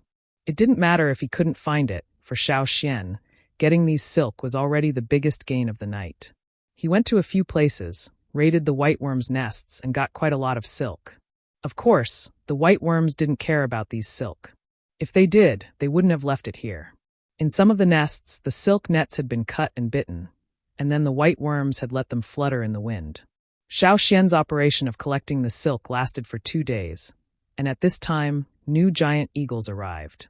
Just like when Cha-Cha and the other eagles came, these giant eagles were very tired, and looked like they were in poor health, like old men in their twilight years. The continuous arrival of these giant eagles made Xiao Xian know that perhaps Cha-Cha and the rest would be back soon.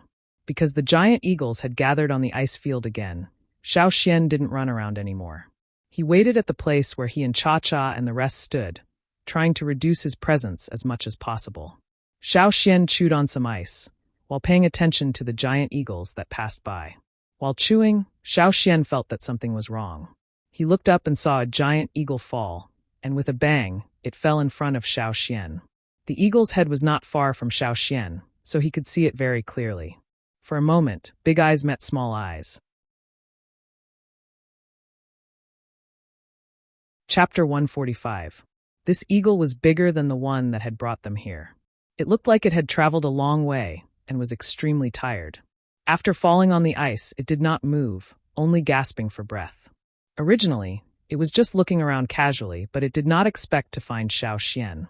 Then, it stared at Xiao Xian as if he was a rare thing. Xiao Xian was still holding a piece of ice in his hand. Being stared at by a giant eagle, he could not eat it. What did that eagle mean?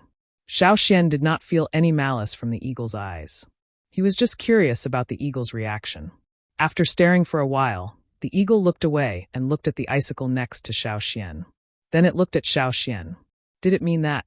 Xiao Xian took out his teeth knife and pried a piece of ice off the icicle. When he turned his head, he found that the eagle was staring at the teeth knife in his hand.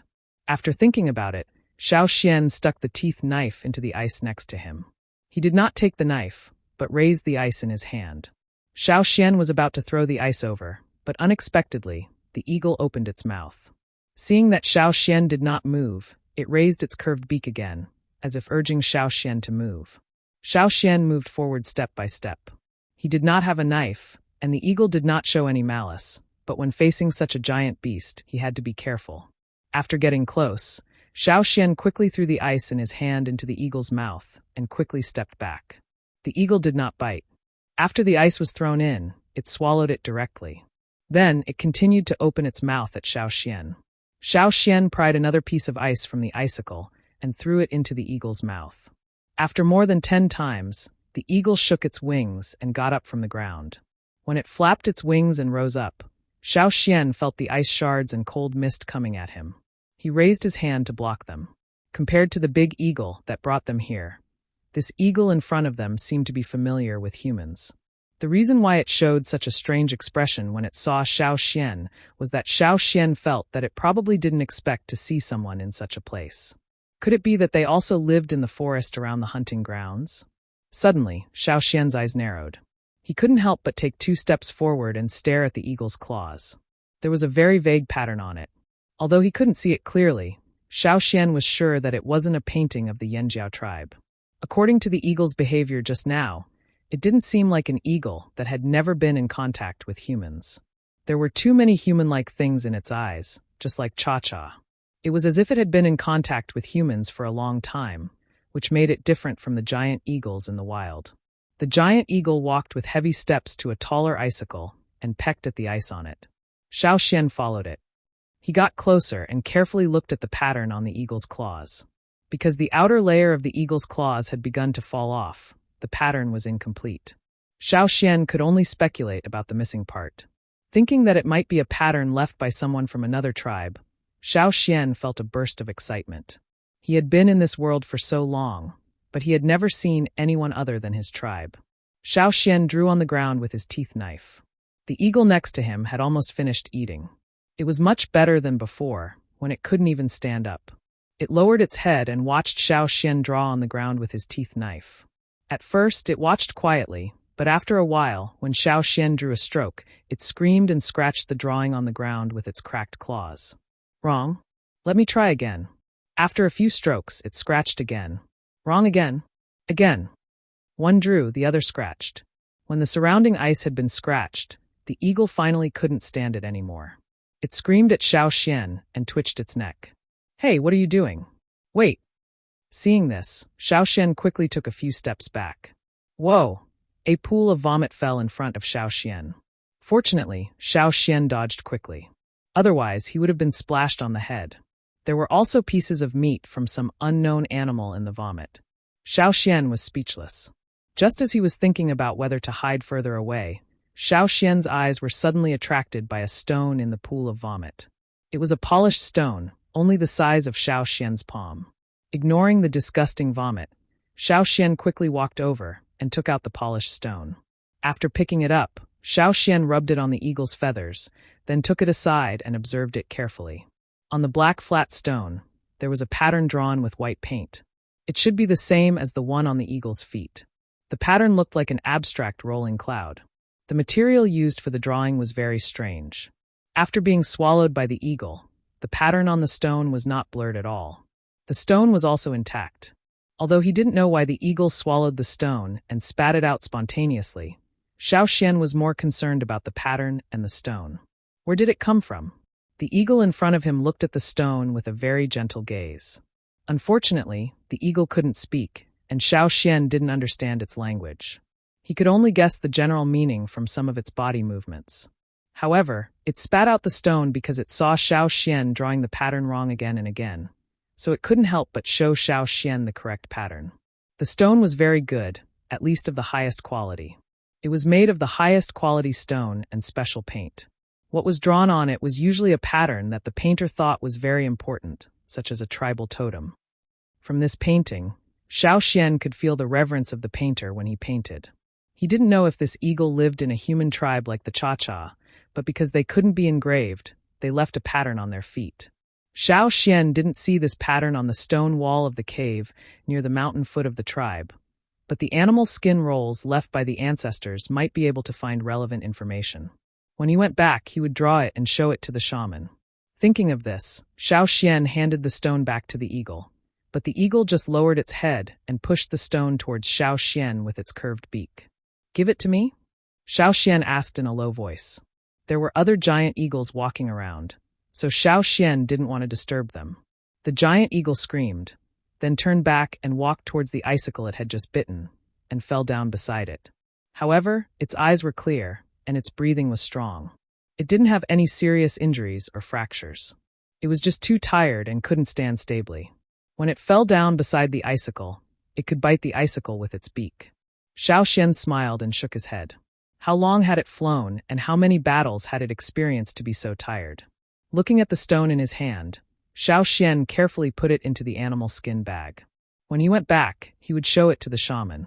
It would be best if he could find some relevant information from the ancient scroll. Originally, Xiao Xian wanted to find a good stone and carve a tribal totem as an exchange. However, after thinking about it, Xiao Xian gave up. Even if he knew about the existence of other tribes, he didn't know if the tribe had any enmity with other tribes. Therefore, he didn't dare to act rashly. Every day, giant mountain eagles of various sizes would arrive. Some of them came alone, while others came in pairs or in groups. However, with that eagle next to him, the other eagles wouldn't come to fight for the territory, let alone notice Xiao Xian. The surrounding eagles became more and more silent.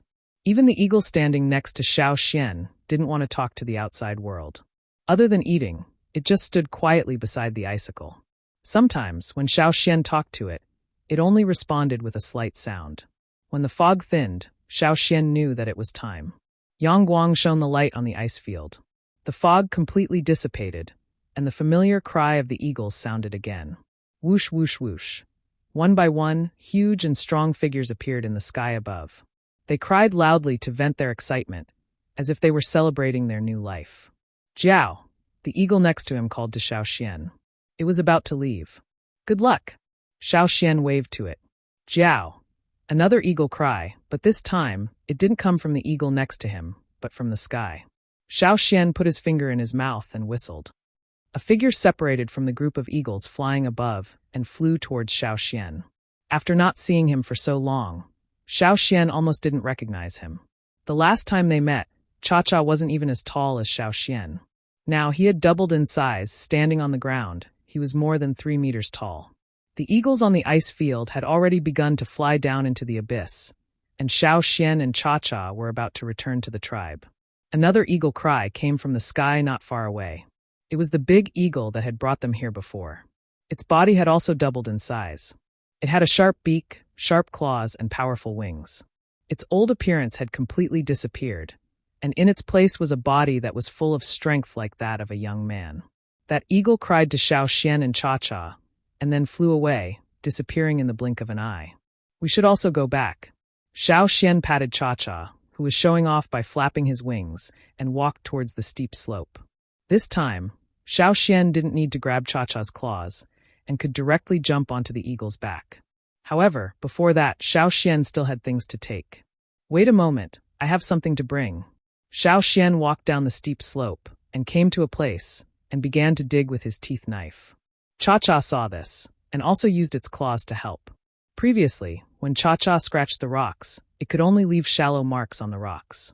Now it could easily cut off a large piece of rock with one claw. It was even easier for it to claw ice, as if it was tofu. Soon, Xiao Xian dug out the skin and silk of the white worms that were buried by Xiao Xian. The skin and silk were in good condition. This is very heavy, can you do it? Xiao Xian raised the 3 rolls of white worm skin and said, Jiao, okay, let's try it first. Xiao Xian carried the 3 rolls of white worm skin and silk, and jumped onto Cha-Cha's back. Take off. Jiao, after a cry, Cha-Cha swooped down. Xiao Xian looked back at the top of the mountain. The mountain peak towered into the clouds, and was hidden in the clouds. Surrounded by clouds, the mountain was still the same. Thousands of years had passed, and the ice field at the top of the mountain continued to cycle day after day, with new and old people replacing each other. When they came, they were old and weak, and when they left, they were reborn.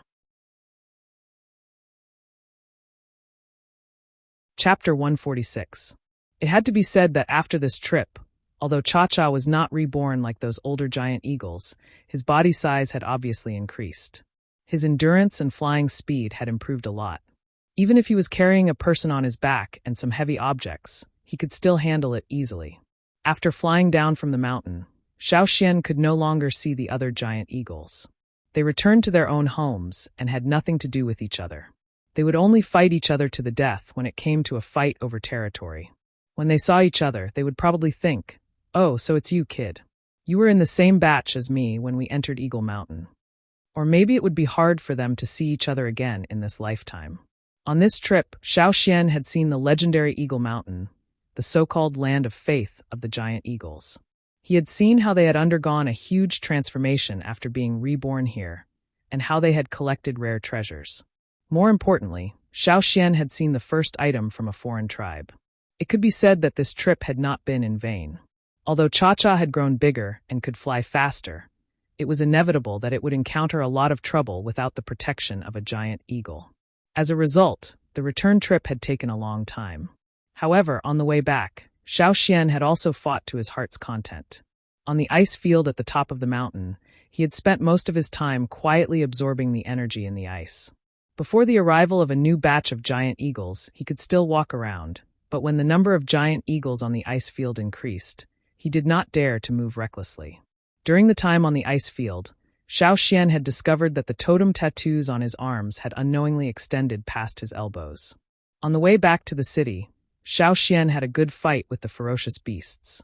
Of course, Xiao Xian would not overestimate himself and practice with the ferocious beasts that were beyond his ability. Unless there was a sudden crisis, Xiao Xian's practice target was chosen after careful analysis. Many times he would get injured.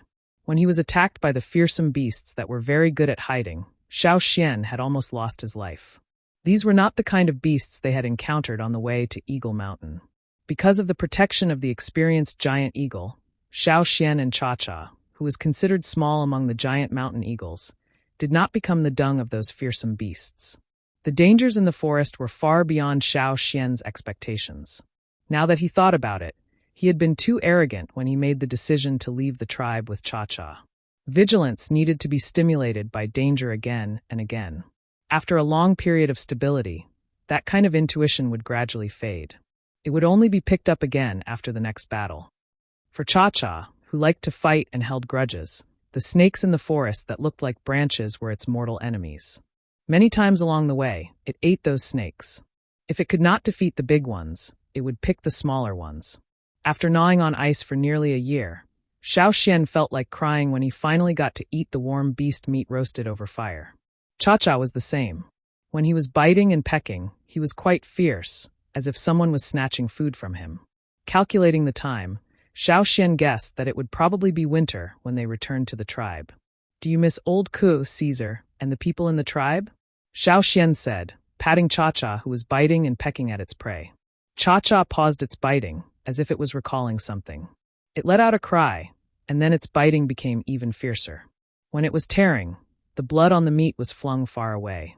Seeing Cha-Cha like this, Xiao Xian thought that it was probably thinking of the beasts in the tribe that had been successfully branded. It was thinking of teaching them a lesson when they returned. When the familiar severing land appeared in their sight, Xiao Xian and Cha-Cha became more anxious to return. However, even though they were anxious, they still needed to be cautious and alert. After passing through the thorny land, they arrived at the third hunting location. The hunting team had already returned. Xiao Xian did not meet them, but from the traces in the third hunting location, he guessed that the hunting team had only left for 3 or 4 days. The hunting ground was still dangerous, but Xiao Xian and Cha-Cha felt inexplicably relieved. Xiao Xian and Cha-Cha rested in the cave of the third hunting location for 1 night and continued their journey the next day. The mountain that separated the first and second hunting areas was too high to climb, but after seeing the mountain range beside the Eagle Mountain, they no longer felt that way. They did not choose to go through the mountain passage, but directly climbed over the mountain. Passing through the clouds, the cold mist was very familiar. "Just a little more, we're almost there." Jiao, standing on the top of the mountain, Xiao Xian did not feel any tightness in his chest, nor did the low temperature make Xiao Xian shiver. It seemed that everything had become easier. "Let's go home." The eagle's claws kicked hard, and it flapped its wings and flew away. In the tribe, this year's hunting was over, and everyone was busy repairing the roof, preparing for the winter. The shaman said that it would be winter tomorrow, so they had to hurry up. Old Ku stood on Caesar's back with one leg and strengthened the windows. After knocking for a while, Old Ku stopped and sighed. He got down from Caesar's back, threw the stone hammer in his hand on the ground, and sat down, looking into the distance. "Caesar, when do you think Xian will come back?" "It's winter," Old Ku said in a low voice. Caesar also lowered his ears and walked around the house, sniffing everywhere, and then went back to Old Ku's side to lie down, listening to Old Ku's sigh. If Xian was here, Xian would definitely be among the 30 people who opened up the new hunting route, and the shaman would definitely let Xian go with them. Unfortunately, Xiao Xian left early in the morning and hasn't come back yet. Lei took advantage of him. Old Ku didn't want to give up. For the warriors of the tribe, it was a great honor to be able to participate in opening up a new hunting route. It was said that when the candidates were chosen, the 2 groups of people on the mountain even fought, and the noise was so loud that people near the mountain foot area could hear it. It was also said that when the 2 groups were fighting, the shaman just watched quietly and did not stop them. Therefore, some people guessed that the shaman chose people based on their fighting strength. Therefore, the final 30 candidates were all the victors of that contest. However, no one in the mountain foot area had seen that scene with their own eyes, so everyone's discussion was completely based on hearsay and their own imagination. According to the customs and rules of the tribe, they guessed right, but in fact, only a few people knew the truth. Uncle Ke, I brought the food. Under the shaman's order, Tua brought some processed food. Old Ke's sigh just now was also heard by Tua. As one of the people who lived on the mountain and participated in the opening of the new hunting route, he naturally knew the truth better than others. At that time, the chief, the shaman, 2 team leaders, and several elders with a lot of power gathered together to discuss the final candidates. The discussion turned into a quarrel. People in the tribe were like this. Once they were agitated, the quarrel directly turned into action. Other people on the mountain were also called over to join the fight between the 2 sides. Unlike the usual sparring sessions, the battle that time was beyond everyone's imagination. It was a large-scale internal strife.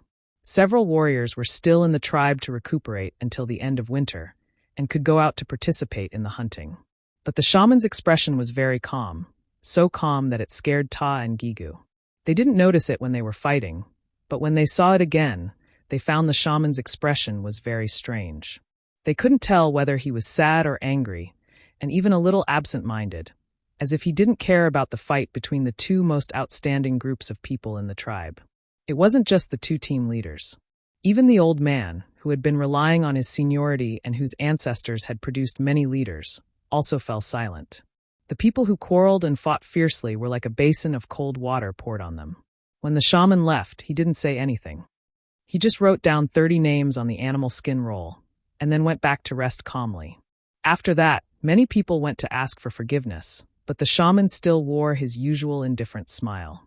People who had been with the shaman for a long time knew that he had something on his mind, but even the oldest people in the tribe couldn't guess what he was thinking. The 2 team leaders wanted to use the results of the new route to make the shamaness feel better. However, the shamaness was not as excited as they thought. Regarding this, the leader and the elders were very curious. However, they could not get an answer from the shamaness. Alas! Tua sighed and left after delivering the food. At the door of the house, after Old Ke thanked Tua, he continued to sit there and talk with Caesar. When Old Ke was talking, Caesar, who was lying on the ground next to him, suddenly stood up, his ears erect, and stared in one direction. Old Ke followed Caesar's line of sight. That was the direction from the hunting ground back to the tribe. Could it be? Old Ke suddenly stood up. Caesar, send me over. Before he finished, Old Ke saw Caesar rush over like an arrow. Old Ke, who was left in the same place. Tua, who was thinking with his head down, heard an eagle cry from afar when he was halfway up the mountain. He stopped and looked over, his eyes wide open. Shit! That guy came back. Tua quickened his pace and went up the mountain. He had to report to the shaman, hoping that the news of Xian's return could make the shaman feel better. Old Ke stood at the door of the house, looking at the figure in the sky that was getting closer and closer. His eyes were sore, and his hand holding the walking stick was shaking badly. On the mountain, the beasts who were rolling on the ground or stealing food all stopped what they were doing and ran out of the house to look at the sky. The shaman walked out of the stone house and stood at the door, looking at the figure flying down from the sky. It was much bigger than the one in his memory, and the man on the eagle's back, with a smile in his eyes. Every time the mountain eagle went to a land of faith, it would grow stronger and grow stronger. It would fly higher and further. When Xiao Xian and Cha-Cha left the tribe, it was just the first hunting trip of the year. Now they came back just one day before winter. The 2 guards in front of the stone house winked at each other. It was the first time they saw the shaman smiling so happily. Chapter 147. Cha-Cha landed directly in front of the house. Caesar ran over and ran back. Xiao Xian jumped down from Cha-Cha's back and strode towards Old Ke, giving him a hug. I'm back. It's good that you're back. It's good that you're back. Old Ke hammered Xiao Xian's shoulder. It's sturdy now. Walking into the house, Xiao Xian glanced around. It was still the same as when he left. The only difference was that there was a wooden box at the side, filled with polished stone tools. These were all Old Ke's masterpieces. Caesar leaned forward with all his might, groaning. Long time no see, old buddy. Looking at Caesar, who was now over 2 meters tall, Xiao Xian raised his hand and rubbed his lowered head. After the excitement, Old Ke realized that something was wrong. He looked outside and saw Cha-Cha standing outside, struggling. In the past, it could still squeeze into the house, but now it obviously couldn't. Even if it didn't spread its wings, it felt that the space was too narrow. Even Caesar, who squeezed into the house, could only raise his feet carefully, afraid that he would accidentally step on something important or bump into a table or chair. "This is Cha-Cha." Old Ku walked over with his walking stick, his eyes shining as he looked at it. How did it change so much in less than a year? Xiao Xian poured a pot of water, washed himself casually, and changed his clothes. Then, he realized that Old Ku had already cooked the meat soup in the pot. He even added some mountain fruits into it. The first time he drank it, Xiao Xian felt that the taste was strange, but he got used to it and felt that it wasn't bad. During the time he was away, he had to be vigilant at all times. Even if he roasted the meat, it was done in a hurry. He didn't have the time to care about how the meat was roasted. It was fine as long as there was something to eat, not to mention cooking meat soup. When he arrived at Eagle Mountain, he had to chew on ice cubes again. The cold made his teeth chatter. Xiao Xian still remembered it clearly. He hadn't had hot meat soup for nearly a year. After drinking a big bowl of it, his whole body felt warm, and the fatigue from the continuous journey was dispelled. Now that he was back, he felt calm. Old Ku told Xiao Xian about what happened in the tribe during his absence. He told him about the things he complained to Caesar every day. As he spoke, he peeled some nuts he picked from the nearby mountains and threw them into the mouth of Cha-Cha, who stuck his head in through the window. After drinking the soup and ate a few pieces of roasted meat, Xiao Xian said to Old Ku, "You rest at home first. I have to go up to the mountains." "Eyes go up to the mountains? What are you going to do?" Old Ku became nervous. The conflict between the two groups of people on the mountain was getting deeper and deeper. He heard from those who often went up the mountain that there were fights every day, and the fights were quite fierce. "I'm going to find the shaman," Xiao Xian said. Yes, you should go to the shaman." Old Ku was relieved when he heard that Xiao Xian was going to find the shaman. "Go ahead, it's still early. I'll make a bird's nest for Cha-Cha. Hey, there's a lot of wood in the house. 2 days ago, Tu and the little stutterer helped me cut down a lot of trees." Thinking of Tu and the stutterer, whom he hadn't seen for a long time, Xiao Xian smiled. "You can use the wood. If it's not enough, I'll cut more, or let Cha-Cha pull the trees out herself." Without Caesar and Cha-Cha, Xiao Xian left the house, greeted the people he knew along the way, and walked up the mountain. In the tribe, many people saw the eagle flying back, but because they were a little far away, except for those who lived near Xiao Xian at the foot of the mountain, most people didn't notice Cha-Cha's current size. Halfway up the mountain, Xiao Xian was stopped by a rough voice when he was still some distance away from the top. Hearing this voice, Xiao Xian looked over. Kiki. It was Kiki who stopped Xiao Xian. When Tuo went up the mountain to report, Kiki also knew about it. He originally planned to find Xiao Xian tomorrow, but was bored lying on the roof. He didn't expect to see Xiao Xian walking up the mountain, so he immediately ran over. Seeing Kiki's figure, Tuo hurried over to prevent Kiki from injuring Xiao Xian again. "Haha, long time no see. You've grown taller again. I wonder if your strength has improved?" Kiki patted Xiao Xian's shoulder hard, as if they were brothers. Different from Old Ku, when Old Ku patted, he controlled his strength. Although he was excited, he wouldn't hurt Xiao Xian. But when Kiki patted, Xiao Xian had to use his totem power to resist. Otherwise, he would be the one who got hurt. Before Xiao Xian answered, Kiki continued, "Come on, it's rare for you to come back. Let me see how much you've improved." He hadn't gone out for many days, so his hands were itchy. Recently, he would find someone to practice. Tuo felt a headache. When he was about to pull Kiki away, he heard Xiao Xian say, "Okay." "What?" Tuo opened his eyes wide, looked at Xiao Xian, and shook his head. This guy should refuse. Did he forget that his arm was broken by Kiki? How could he agree? He didn't even hesitate. In the tribe, if both sides agreed, no one could stop them. Tuo could only sigh and step aside to watch. The three of them found a spacious place. Even if they fought fiercely here, not many people would notice. "You first." It was rare for Kiki to have the demeanor of an elder, which was taught by the team leader and Tuo with their fists these years. "Okay." Xiao Xian didn't refuse. He moved his legs and feet. He didn't plan to sneak attack. Instead, he got into a fighting posture and signaled to Kiki that he was going to start. Kiki raised his chin and stood there calmly. He didn't think that Xiao Xian could hurt him. He had absorbed the fire crystal and experienced the killing in the hunting ground. Moreover, he was now an intermediate totem warrior, one of the 30 people who opened up the new route. He thought that he was much stronger than the people at the foot of the mountain, including Xiao Xian. He was here today because he wanted to test Xiao Xian's strength. If Xiao Xian's strength was good enough, they could discuss with Guihe's people and ask them to give them a list of names. Luckily, one of their people was injured when they went out last time. Thinking that he could fight with them again, Kiki was full of energy. He looked at Xiao Xian with urging eyes. Hurry up, so that he could find trouble with them after the fight. Xiao Xian took a deep breath and stomped his feet on the ground, as if a ferocious beast was stomping on the ground. The stones under his feet and the ground around him instantly cracked. Every step he took would bring up a burst of debris and stone powder. If Mai's hunting group were here, they would know that this was not Xiao Xian's usual style. When Xiao Xian was hunting, he focused on speed and dexterity. He would catch his prey by surprise and find the best opportunity to give them a fatal blow. But now, Xiao Xian was showing a straightforward style, rude and strong. Feeling the momentum coming towards him, Kiki was happy. This guy had the style of those big ferocious beasts in the forest, fierce and straightforward. Judging from his appearance, he shouldn't be too far away from Lei. He should be almost an intermediate totem warrior. In 1 or 2 years, he would be able to cross this hurdle. No wonder the shaman always thought highly of him. Thinking of this, Kiki didn't avoid Xiao Xian's fist, but raised his arm in front of his body to block it. He was very confident. The fist and the arm collided, making a crisp sound of muscles colliding. Bang! Under the collision, Kiki's pupils shrank, and he felt a burning pain in his arm. His legs, which had been standing firmly on the ground, became much lighter in an instant. His body, which was firmly rooted to the ground, lost its balance at this moment.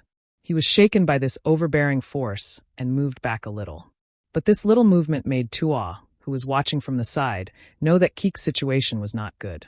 Before Kiki had time to be surprised, Xiao Xian had already closed in on him. Because of the totem power, the muscles in his arms swelled and became tighter. His 5 fingers clenched into a fist, and his arm was instantly raised high and then quickly smashed down. Bang! Under this great force, Kiki could only move back to adjust his body's balance, but his eyes were fixed on Xiao Xian in front of him. How could he change so much? He thought back to the time when he received the order from the team leader to test this kid.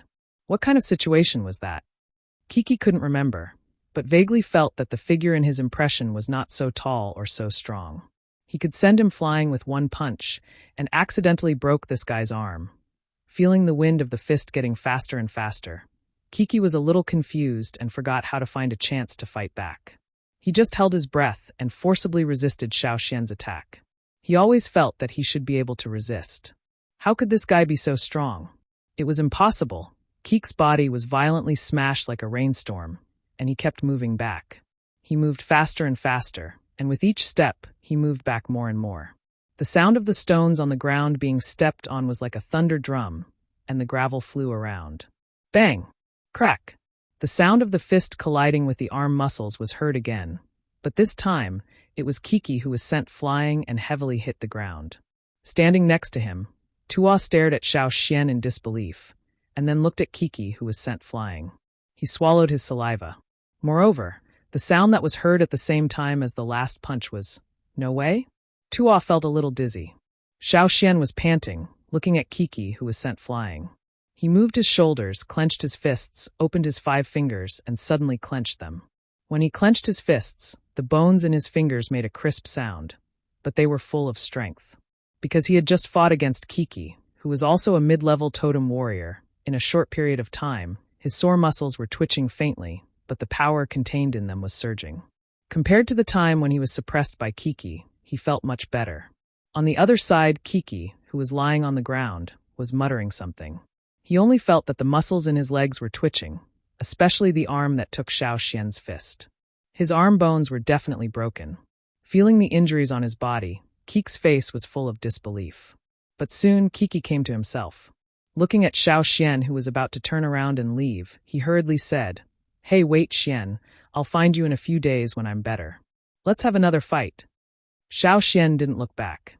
He waved his hand and continued to walk to the top of the mountain.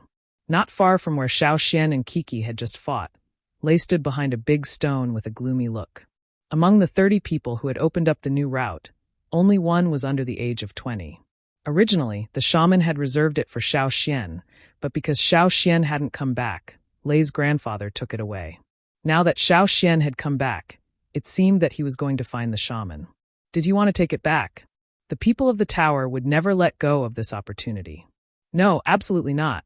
However, after seeing the fight between Xiao Xian and Kiki, could he beat him? Thinking of this, Lei immediately ran back. He had to tell his grandfather first. Chapter 148. The shaman seemed to have known that Xiao Xian would come up the mountain, so he just sat in the stone house and waited. The guards at the door smiled kindly when they saw Xiao Xian. The shaman is waiting inside. One of them whispered to Xiao Xian. Thank you. Xiao Xian thanked them and walked into the house. Seeing the shaman sitting there, Xiao Xian felt that the shaman was very tired, not physically, but mentally. It seemed that the shaman had aged a lot in the past year. Xiao Xian walked to the low stone table and sat down asking, "Are you okay?" The shaman nodded with a smile. The wrinkles on his face were deeper because of the changes in his face. Looking at Xiao Xian carefully, the shaman was very pleased. How was the journey? Very good. I learned a lot. I will draw it for you when the time comes. Of course, you have to provide some animal skins and pigments. I don't have them now.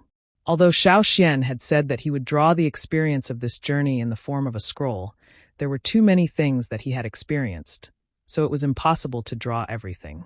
There were some things that Xiao Xian had to mention to the shaman. As for the eagle that led the way, the high mountain range, the ice field at the top of the mountain, the mysterious eagle mountain, and the strange white insects, Xiao Xian would describe them in detail and draw them on the Wu roll. The shaman listened very carefully. Sometimes he would think about the records passed down by his ancestors. He didn't interrupt and let Xiao Xian talk. He was afraid that he would miss some details if he interrupted. When Xiao Xian finally finished, the shaman was still in a daze. It took a while for him to come back to his senses. The Eagle Mountain really exists. The shaman sighed. When he saw the little bird that Xiao Xian took out, he knew that it would grow into a big bird. Xiao Xian once asked him if he had ever thought about going outside the tribe to find people from other tribes. In fact, the shamans had thought about this for a long time. This was something that every shaman had thought about, but no one had succeeded. When the shaman saw the eagle, he had an idea. He thought, what if one day, the eagle could grow up smoothly and grow big enough to fly over the surrounding obstacles and go to places further away where the warriors of the tribe could not reach. According to the ancestral records, the giant mountain eagles were a race that did not fear the peak of the mountain. When they see a tall mountain, they will not think of avoiding it, but of conquering it. In every hunting ground, there were mountains that the warriors couldn't climb over, blocking their way forward. When they hunted, they would avoid those places. Even the ancestors who opened up the hunting route back then avoided those mountains.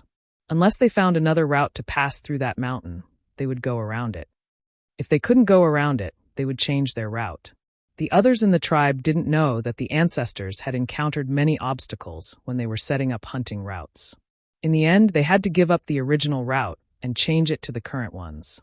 What stopped the warriors were not the bloodthirsty, ferocious beasts, but the mountains, the wide rivers, and the dangerous places. But if there was a giant mountain eagle that could fly directly over the mountains, then all the obstacles would be overcome.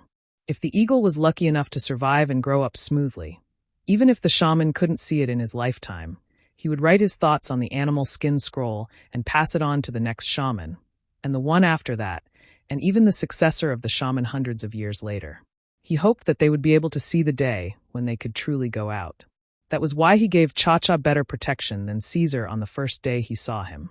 But now, he didn't expect that Xiao Xian could take Cha-Cha to the Eagle Mountain and help Cha-Cha complete the first stage of his growth. Everything seemed to be full of hope. A few years ago, he was very excited about opening up a new route. However, after Xiao Xian mentioned to him about the outside tribes, he felt that compared to going out, whether it was opening up a new route or other things, they were not important. That was why he was so calm when Ta and Gigu were fighting. But he wouldn't tell anyone about this. After all, in the eyes of others, there were many things that were illusory and unreal. As the spiritual leader of the tribe, he couldn't act on impulse when he wasn't absolutely sure. Good. Very good. Xian, next time you come here, bring Cha-Cha with you. The shaman said happily. Yes, next time I'll bring him with me. He has grown so much that he can't fit in the room. Xiao Xian said. When he heard that Cha-Cha had grown so big that he couldn't fit in the room, the shaman smiled so widely that his eyes narrowed. He couldn't wait to call Cha-Cha over and praise him. Xiao Xian looked at the overjoyed shaman and scratched the goosebumps on his arm. He wanted to say something but stopped himself. The shaman was a little emotional now. Should he say that now or find another chance to say it? At his age, he couldn't take it anymore. What, are there other changes? The shaman's smile faded as he asked. Well, how far do you think the outside tribes are from us? Xiao Xian asked. The shaman's smile reappeared, full of expectation. As long as Cha-Cha grows strong enough, he can find other tribes. Believe me, that day will come. Then, the shaman became a little disappointed and sighed. But, maybe I won't be able to see that day. Xiao Xian didn't say anything. He only reached into the animal skin bag and took out the stone that the giant eagle had given him. He took it out and placed it on the stone table in front of him. After returning, Xiao Xian carefully cleaned the stone again. This time, there was no strange smell. As for the shamaness, when she saw what Xiao Xian had placed on the stone table, she sighed and froze. The shaman seemed to be frozen.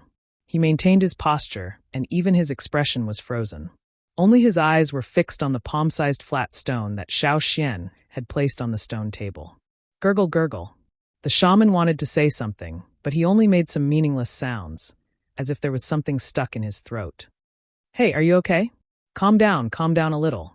Take a deep breath, inhale. Xiao Xian was frightened when he saw the shaman like this. He waved his hand in front of the shaman's eyes and quickly patted his back. Take a deep breath, like this, huff. Xiao Xian, who was standing in front of the shaman, was pushed to the side by the shaman. The shaman's whole body was trembling.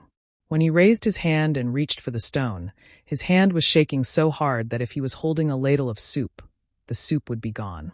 Seeing that the shaman had finally calmed down, Xiao Xian sat back down. I didn't finish. This stone was given to me by a very large eagle.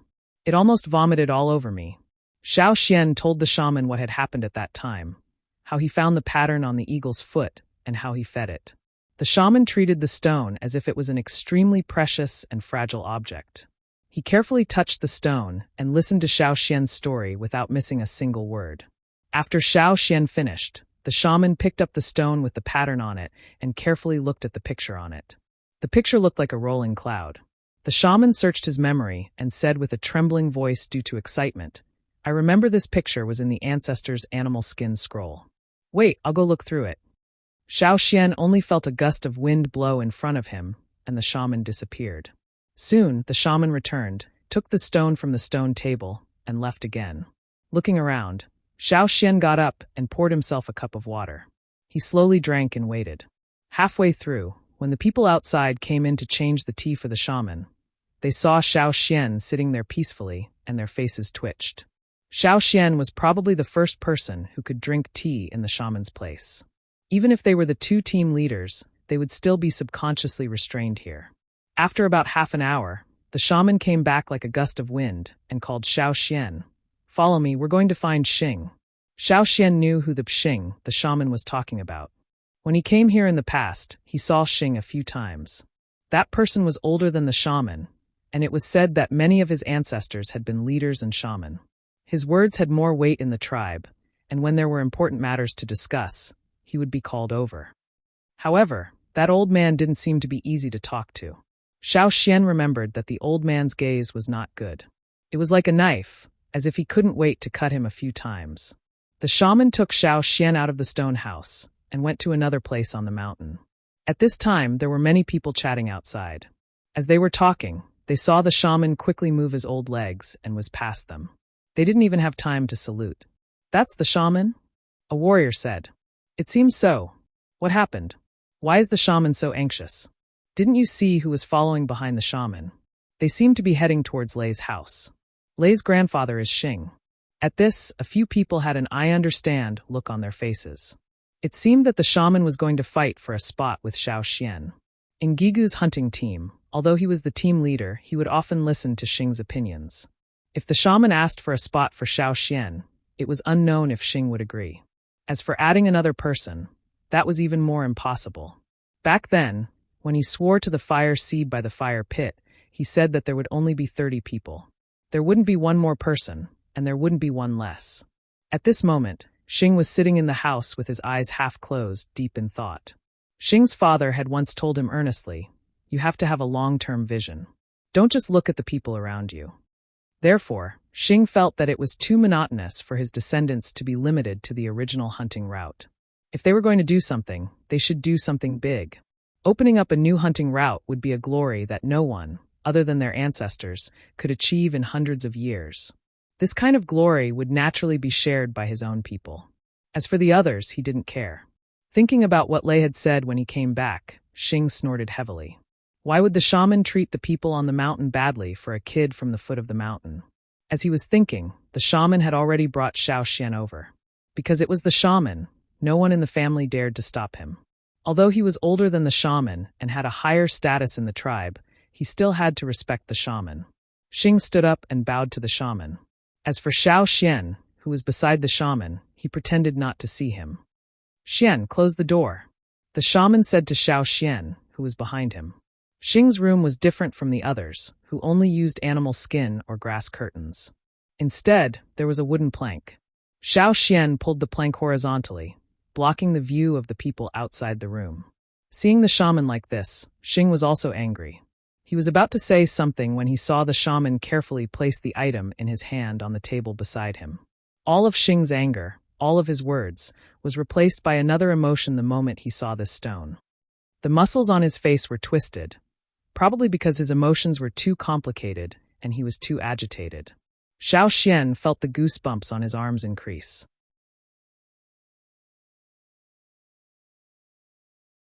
Chapter 149. Xiaoxian knew that tribesmen would be very curious about things from other tribes. However, for someone like Xing, who always had a serious expression on his face, it was hard to believe that he would be so excited. Xing's nostrils flared, and his nostrils flared. His breathing became hurried, each breath heavier than the last. His old face was flushed red. This is. Xing carefully picked up the stone and examined it carefully. At his age, whether it was hunting or crafting stone tools, he had more experience than most people in the tribe. Naturally, he could tell that this stone had not been crafted for too long. Perhaps it was only a few years, or at most a dozen years. However, if this stone was not left behind by the ancestors, then where did it come from? Thinking of how the shamaness rushed over, if it was just for a kid from the foot of the mountain, it really shouldn't be. Then, the shamaness' main purpose was naturally this stone. Thinking of this, Xing no longer cared about the 30 spots, the opening of a new route, or the competition between the two sides. The only thing he wanted to know now was the origin of this stone. The shamaness sat there, not as anxious as before. Although her breathing was still a little unstable, and the hand holding the walking stick was still trembling, her face had already returned to her usual calm and profound self. This is the reason why I came, the shamaness said. Just as Xing subconsciously leaned towards the shamaness, pricking up his ears to listen carefully, the shamaness said slowly with a slightly trembling voice, Xian, tell Lao Xing, how did you get this stone? Xing was stunned, his eyes widening as he looked at Xiaoxian. The shamaness' words had stunned him. What? This stone was obtained by Xian. Where did he get it from? No, this kid had disappeared for almost a year. You, hurry up and tell me. In front of Xiaoxian, Xing's tone was not as pleasant. He couldn't control his impatience, and his usual style of speaking made it sound like he was interrogating someone. His eyes were like two sharp knives, itching to stab you in the face. However, Xiaoxian did not mind Xing's tone. With the shamaness here, Xing could not do anything to him. It's like this, Xiaoxian briefly explained the origins of the stone. Seeing how anxious Xing was, he skipped a lot of details and only emphasized how he obtained the stone. Hui. It's the Hui tribe. Xing's eyes were bloodshot as he looked at the shaman and said, You came here to confirm it, right? The shaman nodded. So, I hope you can take that thing out and let me have a look. Taking in a deep breath, Xing carefully placed the stone in his hand back, as though he was dealing with a fragile object. Every single movement he made was done with extreme caution. He controlled his strength, fearing that he might accidentally break a corner of the stone. If the members of the Xing clan were to know that the usually resolute and domineering Xing had such a gentle attitude, their jaws would probably drop in shock. Xing's room was about 20 square meters. Aside from a stone table, a few wooden chairs, and a bed, there was also an especially large stone vat with boxes of various sizes inside. Half kneeling on the ground, Xing opened the stone vat and reached out with both hands to take out a stone box. Just like before, he was also very careful. Every single movement seemed to have been carefully thought out. Xiao Xian also noticed that when Xing looked at the stone box, his eyes were filled with reverence. His emotions were very passionate. His originally sharp gaze was now focused on the stone box, as though everything around him was nothing. Carefully placing the stone box on the table, Xing opened it. Xiao Xian stretched his neck to take a look. Inside, there was another box. Between the big and small boxes, there were some wood shavings. Obviously, they were there to act as a buffer. Xing took out the small box and carefully wiped away the wood shavings on the outside. His gentleness was completely different from the way he usually beat someone up. He opened the lid. Inside, there were also some wood shavings. In the middle, there was something wrapped in thick beast skin. Xiao Xian had hunted for so long, so he could naturally tell the quality of this beast's skin. It was the beast skin of a high-grade beast. Generally, the beast skin of a high-grade beast was very hard, but there were also soft parts. It was just that it was relatively rare. High-quality stone, special wood shavings, and this rare beast skin were all used to protect the thing inside. This made Xiao Xian even more curious as he stared at Xing's actions. Xing carefully and attentively carried the item out of the bag. He opened the animal skin, and the item inside was immediately presented to Xiao Xian's eyes. Xiao Xian stared at the table. The thing that Xing and the shaman were eagerly looking at like an extremely precious treasure. He blinked again, and looked over again. Xiao Xian didn't know what kind of expression he should show to express his current feelings. He only felt a group of forest raccos running over and over again in his heart. Before this, based on the shaman and Xing's attitudes, and based on what they said, he deduced that Xing might have something from an external tribe, and that it was extremely precious. Hence, Xiao Xian thought that it was probably a rare treasure. For example, the ice blocks he saw in the mountains near Eagle Mountain, or the skin and silk of white worms or fire crystals. Or even something more rugged, like a part of a high-grade beast, which the tribesmen loved to treasure. But he didn't expect to see something so unexpected. The thing that Xing was carefully treating was a clay pot, and it was a colored pottery. There were some drawings on the pot, and the style was similar to the drawings on the stone he brought back. Every stroke was curled like a whirlpool. Seeing Xiao Xian staring blankly at the pot on the table, Xing couldn't help but smile. "You've never seen it before, right?" Xing smiled proudly. Xiao Xian, dumbfounded. Xing continued to smile proudly. "Xiao Xian, this is a treasure passed down from my ancestors. It comes from an external tribe, and it's not made of stone." Xing felt that Xiao Xian, this kid from the foot of the mountain, was ignorant. He probably didn't know how precious this pot was, because until now, the tribe had never successfully made a single piece of pottery. Even if they had the animal skin scroll passed down from their ancestors, they had never succeeded. Later on, the items left behind from thousands of years ago naturally became priceless treasures of the tribe. They carried too many unspeakable secrets of the tribe, and the families who kept these pots naturally developed a sense of superiority. Although these pots were very fragile, and although they didn't bring much strength to the totemic warriors, even if others took out the most powerful beast, they wouldn't trade it away. Like that family, they also have a treasure passed down from their ancestors. It's also a pot, but it's a pity that their pot doesn't have any drawings on it. It's very ugly, and when it's placed next to mine, it's like the difference between a weak herbivore and a fierce carnivore. Xing continued. In the hearts of the tribesmen, those weak and herbivorous animals were all cowards, and they looked down on them. However, those ferocious and bloodthirsty carnivorous beasts were different. They were the strong, the true strong of the forest. They would always look up to the strong. Xiao Xian. This old man was so proud that his tail was wagging. No matter how serious he was, he couldn't hide the smug smile on his old face, making people want to punch him. No wonder when he listened to the gossip of the tribe's upper echelons, he always heard Xing arguing with the other old men. Other than the way they did things, it was probably because of this pot. This was a sense of superiority. Xiao Xian opened his mouth, but he didn't know what to say. This was probably the difference between non-indigenous people and indigenous people. Xiao Xian observed the pot. The drawings on the pot had a natural element to them. Those simple lines were like clouds and wind. Other than that, there was also a human face, but every stroke was drawn with swirling lines, giving it a sense of exaggeration. The painter consciously changed the patterns of the human face. The colors of the lines were red, brown, and decorated the pot in a painting style. To the tribesmen, this wasn't just a form of beauty. More importantly, these drawings also contained the totem images of the tribe's witchcraft rituals, giving people a sense of wonder. This was also the symbol of the tribe. Looking at the drawings with this style, one would know which tribe it was produced by. Just now, Xing had said that this was produced by the Huib tribe. Back then, did the ancestors of the tribe have any relations with the Huib tribe?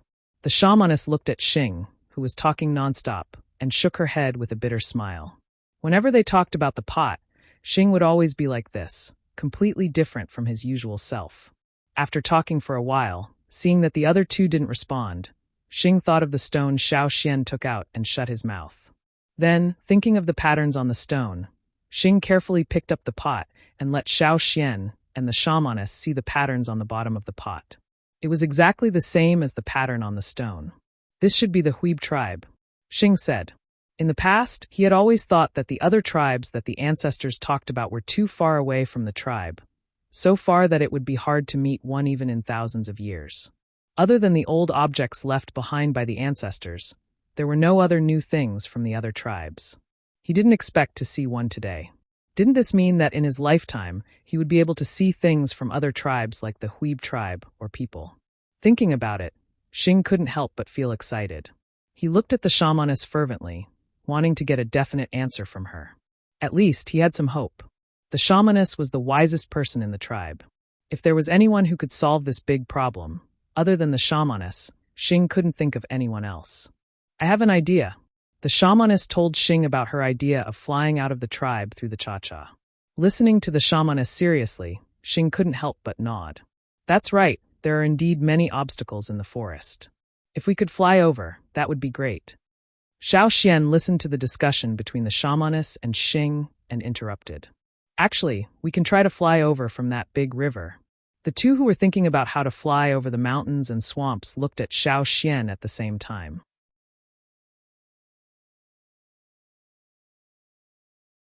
Chapter 150. Xiao Xian scratched his head as the two stared at him. Actually, I've been paying attention to that river for a long time. You want Cha-Cha to fly across? The shaman shook his head. That river should be very wide. Cha-Cha wouldn't have a place to rest along the way. Moreover, there are river beasts in the river. Even after 2 more stages of growth, Cha-Cha might not be able to fly across. Flying without food or water, the chances of success were too low. Xing also gave Xiao Xian a look that said, young people are indeed simple-minded. No, it's not just Cha-Cha's flight. I want to build a boat. A simple canoe will do. There are many giant trees in the forest. It won't be difficult. Xiao Xian said. Boat. I've seen this term in the animal skin scroll left behind by my ancestors. I also know about rafts. However, Xian, the trees in the river will sink very quickly. There are wood-eating river beasts in the river. The shaman frowned. Although he rarely went to the river, he had heard many things about it. If they were to build a boat, it would disappear not long after it entered the river. Most of the time, that's the case. However, during the rainy season, those wood-eating worms will leave for a period of time like the river beasts. They will only return when the 2 moons overlap. What? Is what you said true? Not only the shaman, even Xing, who thought Xiao Xian was dreaming, couldn't help but stand up and ask. If what Xiao Xian said was true, they could really give it a try. Xiao Xian told them about his discoveries in the past few years. Of course, everything was just a guess. However, Xiao Xian knew that as long as there was a glimmer of hope, the shaman would give it a try. After Xiao Xian finished, the shaman and Xing fell silent. Each of them pondered and analyzed the feasibility of Xiao Xian's idea. After a while, Xing spoke first. If that's the case, we can give it a try. If Xian can't do it, this old man can go personally. The shaman raised his eyelids and looked at Xing. Do you think Cha-Cha will listen to you? Xing was speechless. Although he hadn't come into contact with the eagle, he had heard from his grandson and others that the eagle's temper wasn't very good. Other than Xian, it wouldn't listen to anyone else. Even without it, I can still use that ship. Xing spoke, but he wasn't confident enough. He also knew that his words weren't true and the feasibility of it was too low. It was a method that would only cause them to lose their lives for nothing. How about this, Xian? Wait until next year's rainy season. You can take a look. After waiting for so many years, a few more years won't hurt. You have to make more preparations. As for this matter, Don't tell anyone for the time being, the shaman said. The last sentence was said while looking at Xing, I know. Xing looked at the engraved pot on the table, and then at the stone beside it. He added, if there's anything you need me to do, just let me know. Although Xing still didn't look at Xiao Xian in a good light, the fact that he could express his opinion on this matter meant that Xing and the shaman had the same thoughts. Getting out of this place was the most important thing. As for opening up a new hunting route, that was secondary. This was an obsession that had been passed down from their ancestors. Since the matter had been explained, the shaman took back the stone and left with Xiao Xian. When the shaman took back the stone, Xing's eyes were glued to it. If the one holding the stone was Xiao Xian, Xing would probably snatch it right away. What a strange thought. Xiao Xian followed behind the shaman, thinking about Xing's reaction. But then he changed his mind and laughed. Perhaps, to the people in the tribe, his own thoughts were the strangest. After the shaman left with Xiao Xian, Xing looked at the engraved pot and gently caressed it. He cried and laughed at the same time. His old face was filled with tears. After a while, when Xing's emotions had calmed down, he carefully kept the pot and opened the window. He was lost in thought as he looked out of the window. Outside the window, it was pitch black. Winter was coming. The darkest time of the year was coming. However, he didn't feel as depressed as before. He always felt that there was an intense emotion that was about to break through and explode out. The fire in the house burned, and the wood crackled. Xing sat back on the wooden chair, recalling what Xiao Xian said over and over again. Feeling that it wasn't enough, he took out a piece of animal skin and recorded everything he remembered. Knock, knock, knock. Someone knocked on the wooden door of Xing's room. After the shaman and Xiao Xian left, Xing closed the door again. Everyone in the family knew that once the door was closed, it meant that the old man didn't want to be disturbed. If there was something, they had to knock on the wooden plank to get permission to enter. If they entered without permission, the old man would go crazy. The consequences of the old man's anger were very serious. No one wanted to provoke Xing. Just like when the shaman went in and closed the door, everyone in the family left the house on their own accord. They didn't want to eavesdrop. They only came back after the shaman and Xiao Xian left. Grandfather? Lei was standing outside the door. Come in, Xing said. Lei moved the wooden plank and walked in. Just as he was about to say something, he noticed that Xing was acting strangely. However, he didn't dare to ask. After thinking for a while, he asked the question that he wanted to ask. Grandfather, did the shaman want to let Xian join the 30 people? Xing didn't answer. Lei didn't know what his grandfather meant. After waiting for a while, he looked over and saw that his grandfather was in a daze, staring at the fire. He didn't know what his grandfather was thinking about. This was too unbelievable. His grandfather was actually in a daze. Why don't I ask again? When he thought of fighting for a spot, Xing took out a piece of fire crystal that he had been keeping for a long time. He wanted Lei to improve a little and join the team that opened up the new route. This meant that the old man's thoughts were leaning towards his side. Lei thought.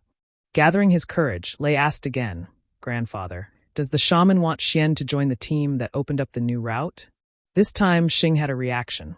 Let Xian join the team that opened up the new route? Definitely not. Xing suddenly became agitated. That's right.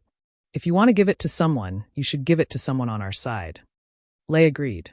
However, before Lei could finish his disdainful words about Xiao Xian, he heard his grandfather say, opening up the new route is too dangerous.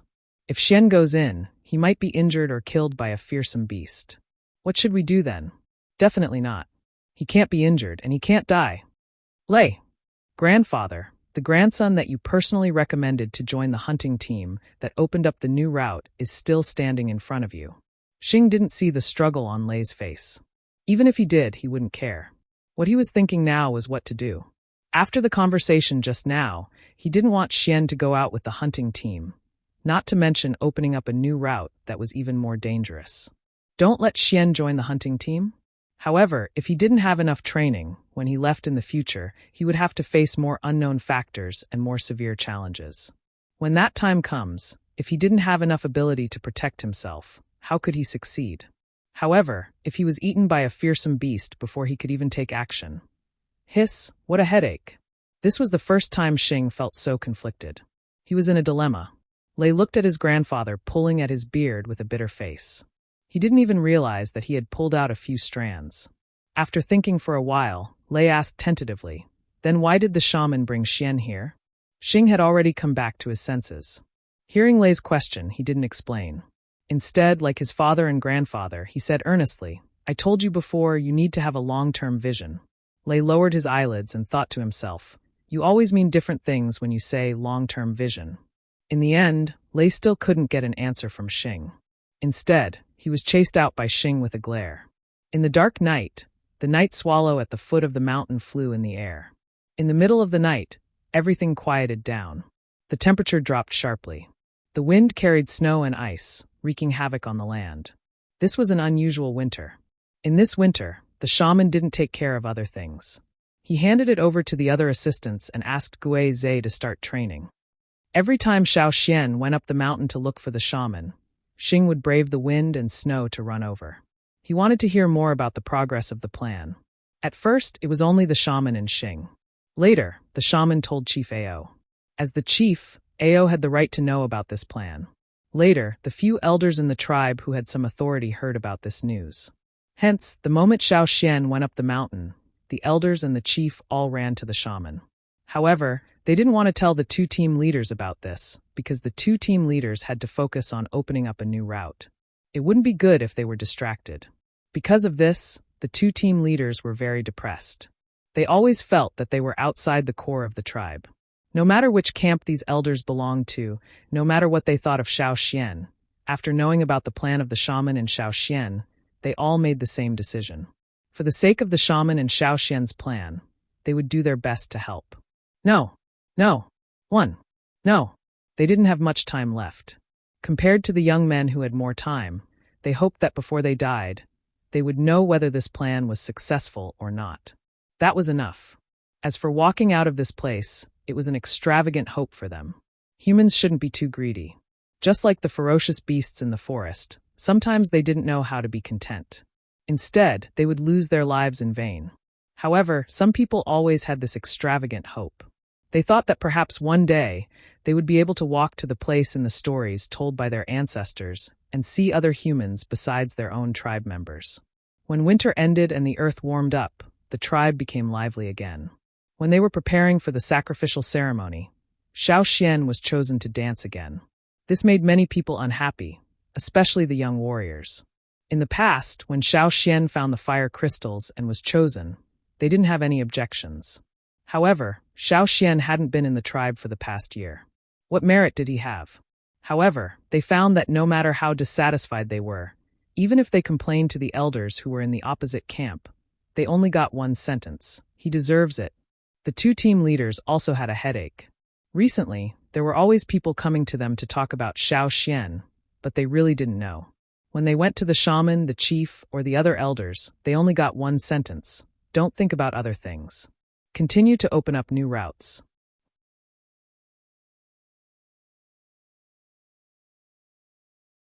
Chapter 151. The tribe looked the same as before, but upon closer inspection, it wasn't hard to notice that many changes were happening quietly. Then, when everyone gathered together to discuss, they realized that there were so many situations that were different from the past. For example, there were always a few old figures walking back and forth by the river in front of the tribe. Not only them, but even the chief often wandered by the river, which made the people living in the mountain foot area very curious.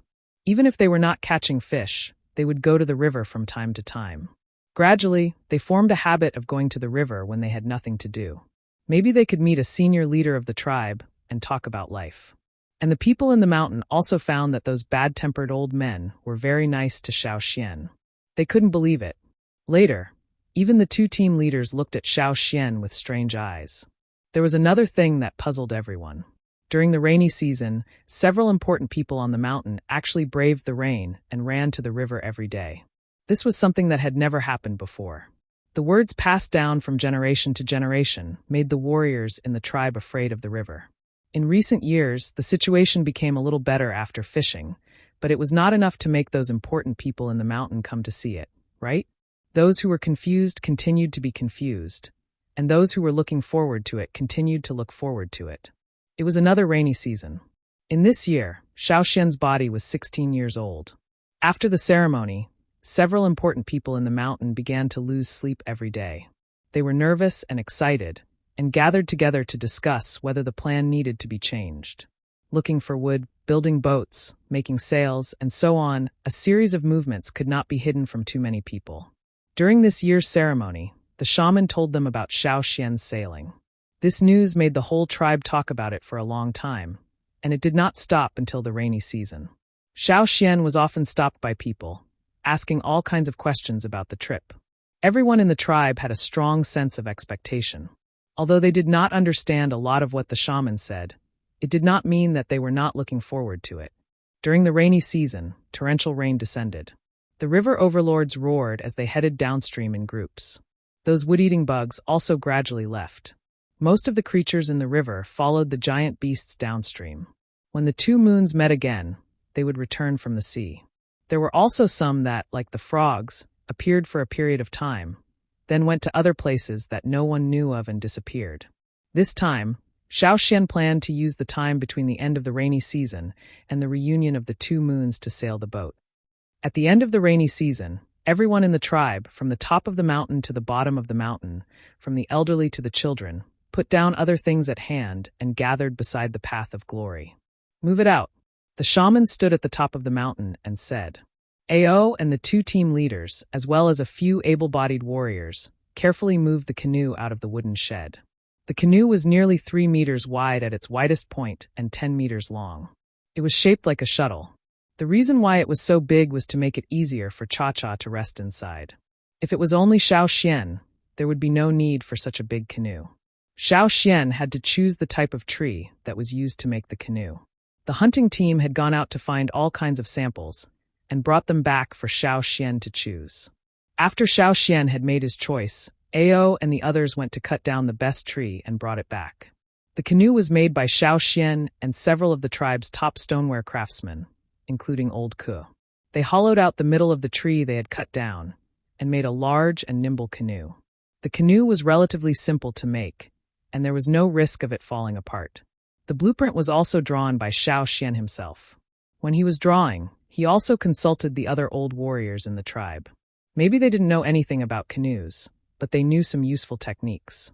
Xiao Xian then made some changes based on their suggestions. After the blueprint was finished, the stoneware craftsmen went to cut down a lot of wood to practice at home. After all, there was a big difference between wood and stoneware, so they didn't dare to do anything rashly. When they were confident and got the hang of it, they would come back to finish the canoe together. This canoe wasn't that heavy for many totem warriors in the tribe. Normally, they could even carry stones, so how hard would it be for them to carry wood? But at this moment, it was carried by several senior totem warriors, and they would carry it down the mountain later. This was a kind of respect, a kind of solemn etiquette. Xiao Xian sat cross-legged on the ground. The shaman was drawing patterns on his face, just like the warriors who went out to hunt. It was a kind of blessing, which meant that the tribe attached great importance to this. Even Cha-Cha's feet were drawn by the shaman with the tribe's totem, imitating the giant eagle at Eagle Mountain. After finishing the drawing, Xiao Xian bowed towards the fire pit, and then walked to the canoe. Together with the others carrying the canoe, they walked down the path of glory. Cha-Cha directly flew up into the air and flew over. Behind the canoe, the shaman and the other elders of the tribe followed. Some of them were excited, some were worried, and some looked calm, but the twitching of their muscles showed that they weren't. At this time, many people were easily overthinking, worrying about their gains and losses. This was related to the ancestors' wishes, so how could they be calm? Beside the path of glory, the crowd followed the canoe. Adults with children, disabled people with crutches, or supported by others followed closely. Everyone sang the hunting song and the prayer song. At first, only the people on the mountain sang, but soon, the people at the foot of the mountain sang as well. The whole tribe sang the same song with the same rhythm and pace. Some were young, some were old, some were sharp, and some were rough. To them, singing represented everything they were feeling at the moment. Most of the people in the tribe weren't good at expressing their emotions and thoughts. Singing was a form of expression. This was the first time they sang the hunting song without the impatient killing intent before the hunt. Instead, they sang with fearlessness, without fear, and with hope. On this day, the whole tribe collectively sent Xiao Xian off. What was on the other side of the river? They didn't know, and they never thought of finding out. In many people's eyes, Xiao Xian's actions were worthy of respect, but they didn't think that Xiao Xian could safely cross the river. This river was too dangerous. What a brave warrior. After the canoe was transported down the mountain, Ao and the others carefully pushed it into the river. The canoe that was made was classified as a side canoe. The so-called side canoe was a canoe that was attached to one side or both sides of the canoe and was shaped like a boat that was floating in the same direction as the canoe. Xiao Xian's design was a side canoe. Because of this, he once played with it when he was traveling abroad. The side canoe overcame the instability of the canoe that was prone to sway sideways and capsizing in the wind and waves. It also possessed the advantages of the canoe's lightness and structural integrity. It was also a tool used by the Aboriginals for ocean voyaging. The sail was also the most important part of the boat. Now, it was set up with a sail made of leaves and vines. The vines were thin but very strong vines found in the hunting grounds. The best women in the tribe weaved them into an inverted triangular sail. In the eyes of the shamaness and the others, they didn't know if this kind of material would be useful, so it was best to prepare more. But because the vines were hard to find, in the end, they only managed to weave 2 pieces. One piece was installed, and the other piece was used as a backup. They didn't know if a backup piece would be enough. When Xiao Xian was learning from the Aborigines, he learned that the side canoe could travel more than 200 kilometers a day. But here, Xiao Xian wasn't so sure. After connecting the side canoe with the side canoe, Xiao Xian checked every place and the things he needed to bring. Xiao Xian stood in the canoe and looked at the densely packed people on the shore. Caesar carried old Ku and also stood on the shore. He looked at Xiao Xian and Cha-Cha who landed in the canoe. He also wanted to follow, but Xiao Xian couldn't bring him along. If there was any danger on the river, Xiao Xian could let Cha-Cha carry him. But Caesar couldn't, and Cha-Cha couldn't carry him. If Cha-Cha was about the same size as the giant eagles in Eagle Mountain, he could carry many people. Unfortunately, Cha-Cha was still small. Goodbye. I'm leaving. Xiao Xian bowed to the people on the shore. Under the leadership of the shamaness and the chief, the people on the shore also bowed to Xiao Xian. This was a situation that had never happened in thousands of years. To the people of the tribe, Xiao Xian was their hope to leave this place. If Xiao Xian didn't succeed, then no one knew how long it would take for them to leave this place. Maybe even after 1,000 years, they would still be stuck in the same place. With a pull of the sail, the canoe sailed away with the wind. The sail was very big. If it weren't for the totemic warrior's great strength, Xiao Xian might not be able to operate it. Cha-Cha, the big guy, stood in the canoe and looked around curiously. To him, this was a very novel experience. He could actually stand on the river. However, such a big boat was still too small for Cha-Cha. After standing for a while, he flew up to the sky and flew in the direction Xiao Xian pointed. He still had more freedom in the sky. When he was tired of flying, he would return to the boat to rest. On the shore, the prayer song sounded. It was a collective chorus. Xiao Xian looked back and saw that the people on the shore were getting smaller and smaller. The house on the mountain gradually became a blurry dot. The mountain that he had lived in for nearly 8 years was gradually disappearing at the point where the water met the sky, just like the riverbank. Besides the sound of the wind, there was no other sound. Looking at the direction of the sun in the sky and feeling the slight change in the wind, Xiao Xian adjusted the sail and looked ahead.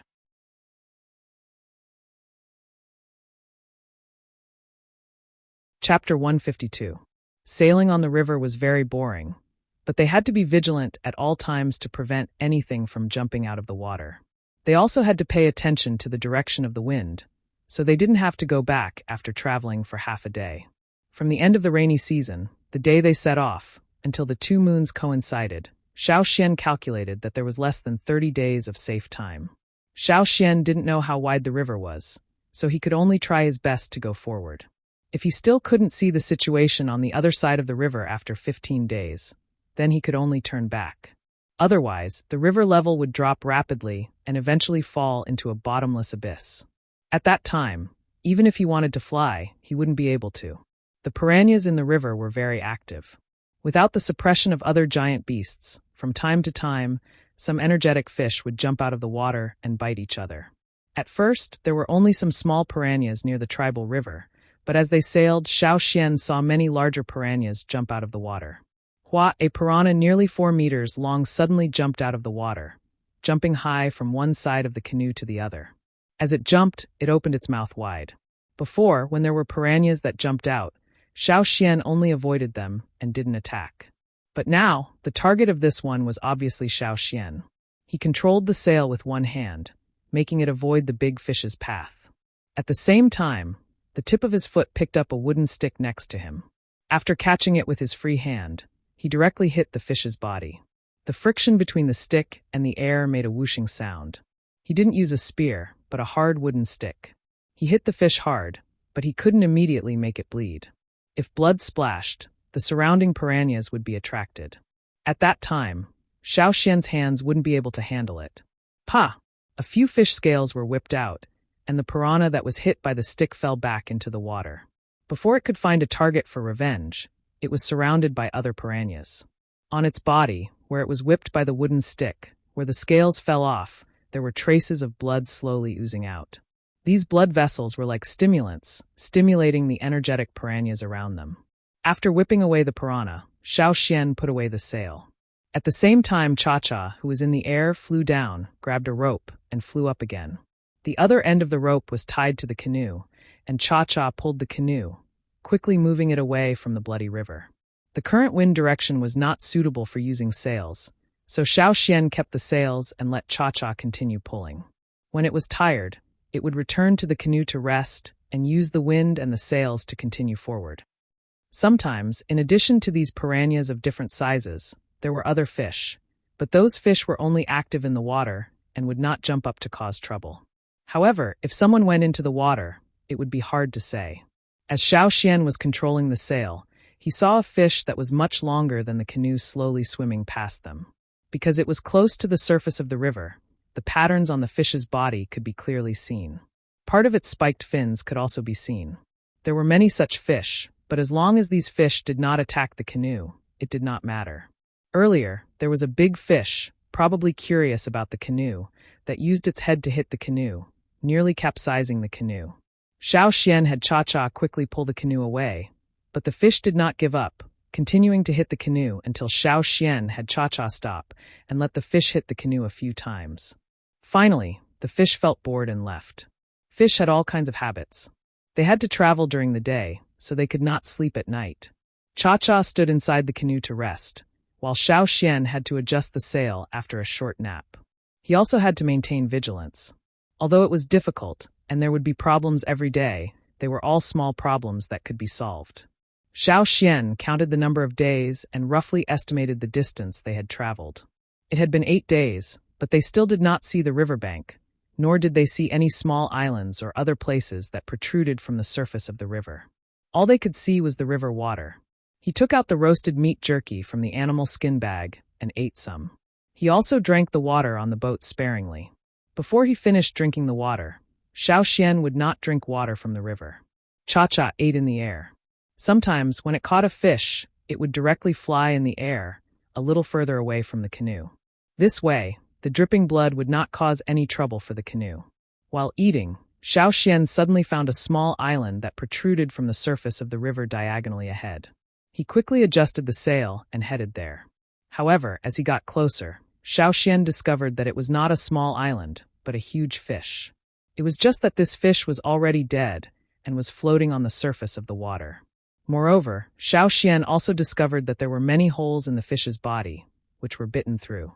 The fish, which was more than 20 meters long, was eaten until only its skeleton and a layer of incomplete skin was left. Xiao Xian could also see from the bitten holes that there were still things inside the fish's body that were still gnawing. There were some small fish inside with slender bodies. Looking at them alone, they were not conspicuous. But it was these small fish, which were not even as big as a palm, that gnawed this huge fish with sharp teeth and thick armor on its body until only its skeleton was left. Perhaps, after a while, even the bones and the skin full of holes would be gone. Xiao Xian quickly adjusted the sail and left this place.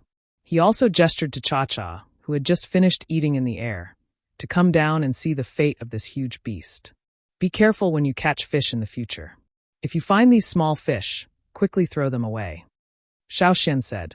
Ayo, when Cha-Cha saw the fate of the big fish, it shook its wings. It probably did not expect such a situation. After the canoe sailed a distance away, Xiao Xian looked back and saw that the big fish that was originally floating on the surface of the water was sinking. It was almost completely eaten. Perhaps sometimes those ferocious and huge fish were not the biggest threat to people sailing on the water. Those inconspicuous fish were more likely to cause danger. Xiao Xian thought that Cha-Cha would rest for a while before continuing to fly into the air to pull the canoe. Unexpectedly, Cha-Cha stood on the canoe like a quail, crouching there with its neck shrunk. Its head was looking up at the sky, as if there was something in the sky that it was afraid of. "What's wrong?" Xiao Xian asked as he tapped Cha-Cha's bird head. He did not see anything in the sky, but he felt a great pressure in his heart. Cha-Cha called out softly, but its neck shrunk even tighter. Its eyes were still staring at the sky, but it did not fly up. The canoe gradually came to a stop. The wind that was blowing the sails had also stopped. Xiao Xian looked at the sky. He soon realized that the clouds in the sky had dispersed, revealing a large empty area. It was really developing towards a cloudless sky. If it was any other day, this would indeed be considered a sunny day. But here, it gave people a feeling of great pressure and fear. Not only Cha-Cha, but Xiao Xian also felt a sense of trembling, not daring to move. However, the current situation had to be resolved. The number of piranhas in the surroundings seemed to have decreased by a lot. Even the large fish that swam by from time to time could not be seen. It was really calm. But this calm phenomenon was too strange. A scene suddenly appeared in front of Xiao Xian's eyes. A large amount of fog was rising from the river. The fog looked very ordinary, with a sense of boundless fog. However, to be able to use this method to warn Xiao Xian, it was definitely not something ordinary. Xiao Xian took out the long-handled paddles from the canoe and began to row vigorously. "What are you still doing there? Hurry up and help. Otherwise, we will all die," Xiao Xian said to Cha-Cha.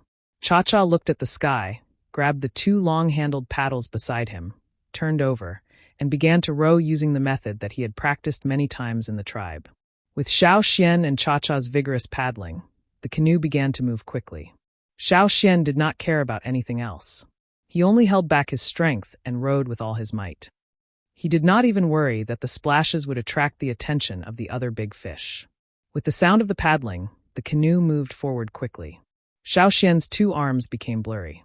When both of his arms began to feel sore and tired, Xiao Xian picked up a stone needle and shot it into the air.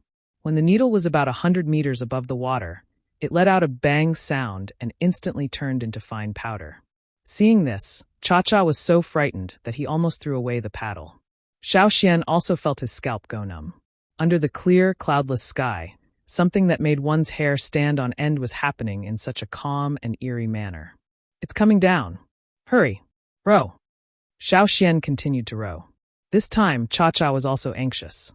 In his panic, he broke the handle of the paddle, and the two paddles fell into the water. Cha-Cha did not bother to go back to pick them up.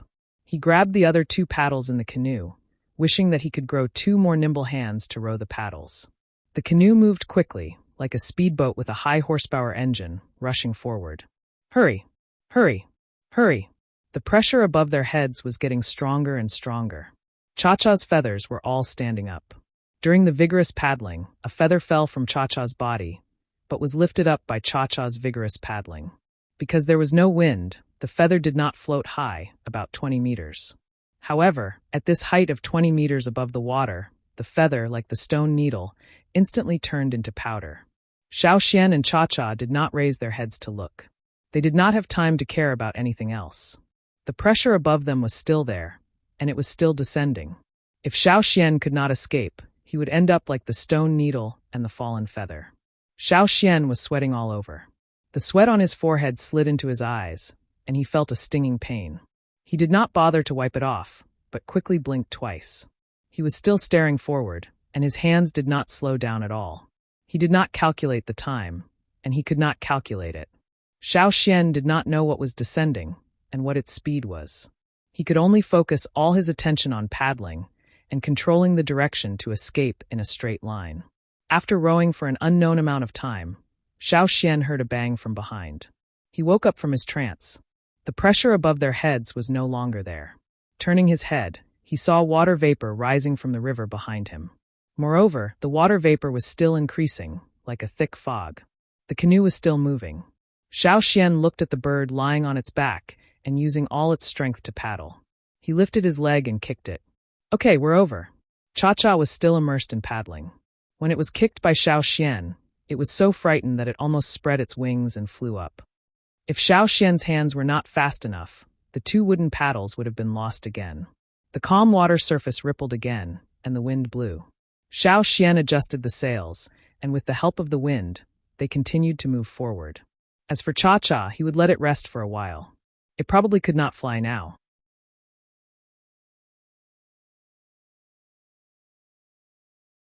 Chapter 153. Xiao Xian knew that this river was very big, but he didn't know it was this big. Sail, paddle, Cha-Cha pulling the canoe, these 3 methods alternated.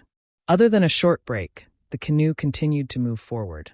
According to the sun and the moon at night, Xiao Xian always judged the direction and tried his best to keep the canoe moving in a straight line. Although they encountered a lot of trouble along the way, and even encountered a group of crazy fish fighting, forcing them to take a long detour, it wasn't to the extent that they couldn't see the end of the river. After today, it will be 15 days, Xiao Xian said to Cha-Cha, who was resting beside him, as he still couldn't see the end of the river in front of them. Cha-Cha, who was resting at the side, responded listlessly. In addition to the excitement and novelty at the beginning, countless frightening things had happened one after another. It was so scared that it had recently lost a lot of feathers. Xiao Xian was also tired. He hadn't had a good rest for 15 days straight. Although his recovery was very strong, he couldn't withstand long-term exhaustion. Moreover, Xiao Xian was most worried that if they continued to move forward, they wouldn't have time to return. After all, according to the original plan, they would return if they couldn't find the other side in 15 days. But now he felt that they should still move forward. Cha-Cha, do you think there's a mainland in front? Xiao Xian kicked the bird beside him. This river was already beyond his imagination. If they continued to walk forward, he would even believe that they could reach the sea. Cha-Cha, who was grooming its feathers, raised its head and replied, then looked forward. It could feel the aura of a mainland in front of them, but it didn't know how far it was. Xiao Xian actually had the same feeling. He felt that if they continued to walk forward, they would reach the other side of the river. But that was too risky. Even if they reached the other side, what if the river was already falling rapidly and they couldn't see the top? What should they choose? Continue forward or go back? Xiao Xian closed his eyes and felt the totem in his mind. The totem flame in his mind started to roll, and the direction in which the flame was drifting was towards the front, and it was rolling quite violently. Opening his eyes, Xiao Xian adjusted the sail. Keep going. Ah, Cha-Cha answered weakly. It began to miss its life in the tribe. However, when it thought about the new land that Xiao Xian had mentioned, it became excited again. After traveling for another 8 days, Xiao Xian felt the totemic flames in his mind surging more violently, but at the same time, the river water was flowing faster. Xiao Xian had seen such a situation before. When this happened, the river level would drop sharply. Back in the tribe, they might still see a few rocks that were originally in the water, but the next day, they would see a muddy slope. Cha-Cha flew in the sky, pulling the boat. While Xiao Xian was pondering, Cha-Cha shouted from the sky. Xiao Xian looked up at the sky. Cha-Cha's cry meant that there was something in front of them. It was very likely that it was the river bank. Cha-Cha landed, and Xiao Xian jumped onto its back. Then he let Cha-Cha take it up into the air to take a look. It was not easy to see on the canoe, but in the air, they could see a very thin black line in the distance. If they did not look carefully, they would not have noticed it. Cha-Cha was still holding the rope in its claws, so it could not abandon the canoe and fly up alone. If it did, the canoe would be washed away by the river. Even if they could not fly higher to observe, Xiao Xian was already excited. After drifting on the river for more than 20 days, Xiao Xian had no confidence if he still could not see the end of the river. Even if the totemic flames were rolling fiercely, if they could not reach the shore before the river level dropped sharply, they would still die. Now that he could see the border, the pressure in his heart was greatly reduced. He felt that the exhaustion from the past 20 days had dissipated, and he felt much more relaxed. Okay, Cha-Cha, we're almost there. Put in more effort. Xiao Xian returned to the canoe, and Cha-Cha continued to pull. The river flowed faster and faster, and the number of piranhas in the water gradually decreased. He did not know if it was because of the change in the river or because of other reasons. At least in the past 2 days, Xiao Xian did not encounter any other threats from the fish in the river. It was only the wind, the direction of the wind, and the speed of the river that slowed down the canoe's progress. The black line but the border became more and more obvious. Looking at the sky, Xiao Xian hoped that they could reach the shore before sunset. There were too many unknown variables at night.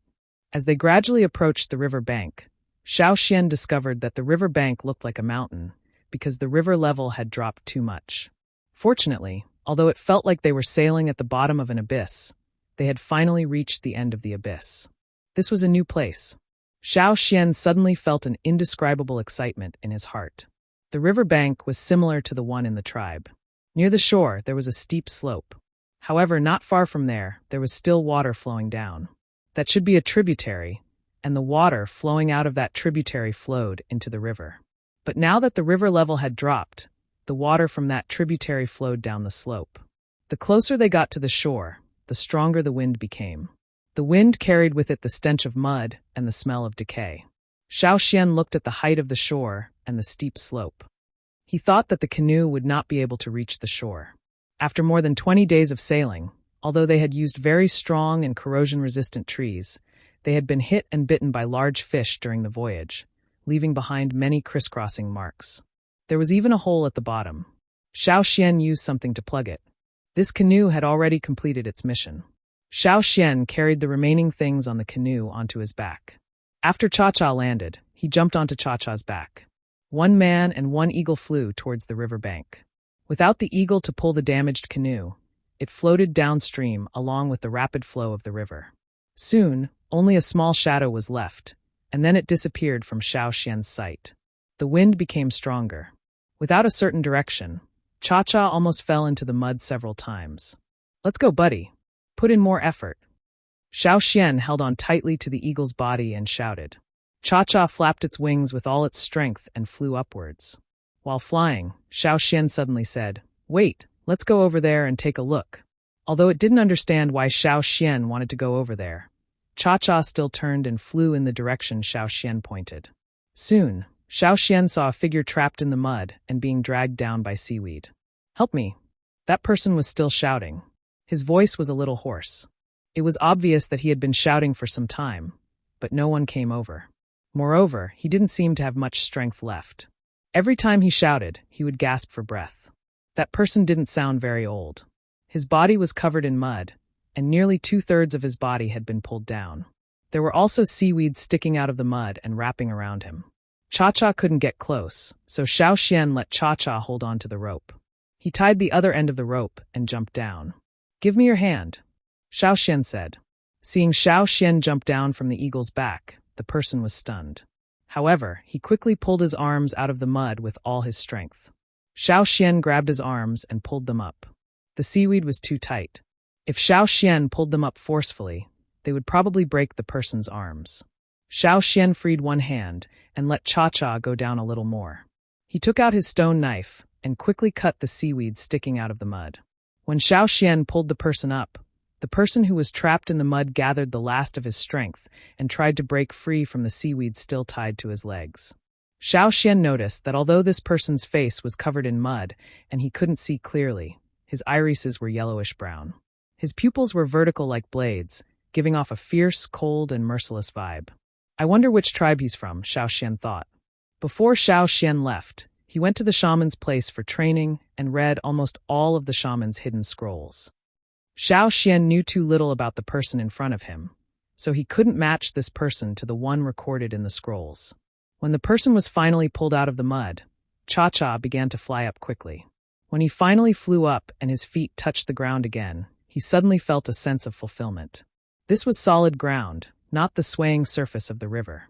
The feeling of being rooted and solid was indeed more reliable. Cha-Cha also stood on the grassy ground and stepped on it a few times. As for the person who was rescued by Xiao Xian, he looked like an underage child. However, he was very vigilant against Xiao Xian, even though Xiao Xian had just saved his life. The person didn't say anything, so Xiao Xian didn't ask. After calming down, he began to pay attention to his surroundings. There were traces of human activity around. There weren't many, but he could see some. There were also mountains in the distance, and this area was mostly muddy. There were many potholes and pools of water. The natural depressions on the ground formed pools of different sizes. In addition, Xiao Xian also saw traces of claws and teeth on some of the rocks beside the pools. Those weren't made by humans in the water? However, Xiao Xian didn't feel any danger from these pools, and neither did Cha-Cha. Either the creatures in the water were very good at hiding, or there weren't any dangerous creatures in the water at the moment. The person who was rescued by Xiao Xian lay quietly on the ground, panting. Although he didn't say anything, his eyes kept glancing at Xiao Xian and Cha-Cha. Finally, the child couldn't help but ask, "Who are you? Why are you in our tribe?" He asked. "Your tribe? Which tribe are you from?" Xiao Xian asked. Seeing that the other party was still very vigilant, he said, "My eagle and I came from a faraway place by boat. However, the river level dropped too quickly, so we quickly went ashore. The boat was washed away just now, and I don't know how far it has gone." "How long have you been in the river?"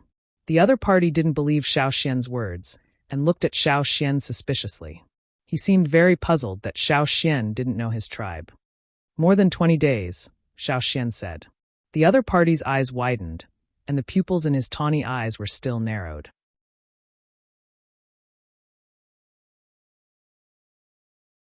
Chapter 154.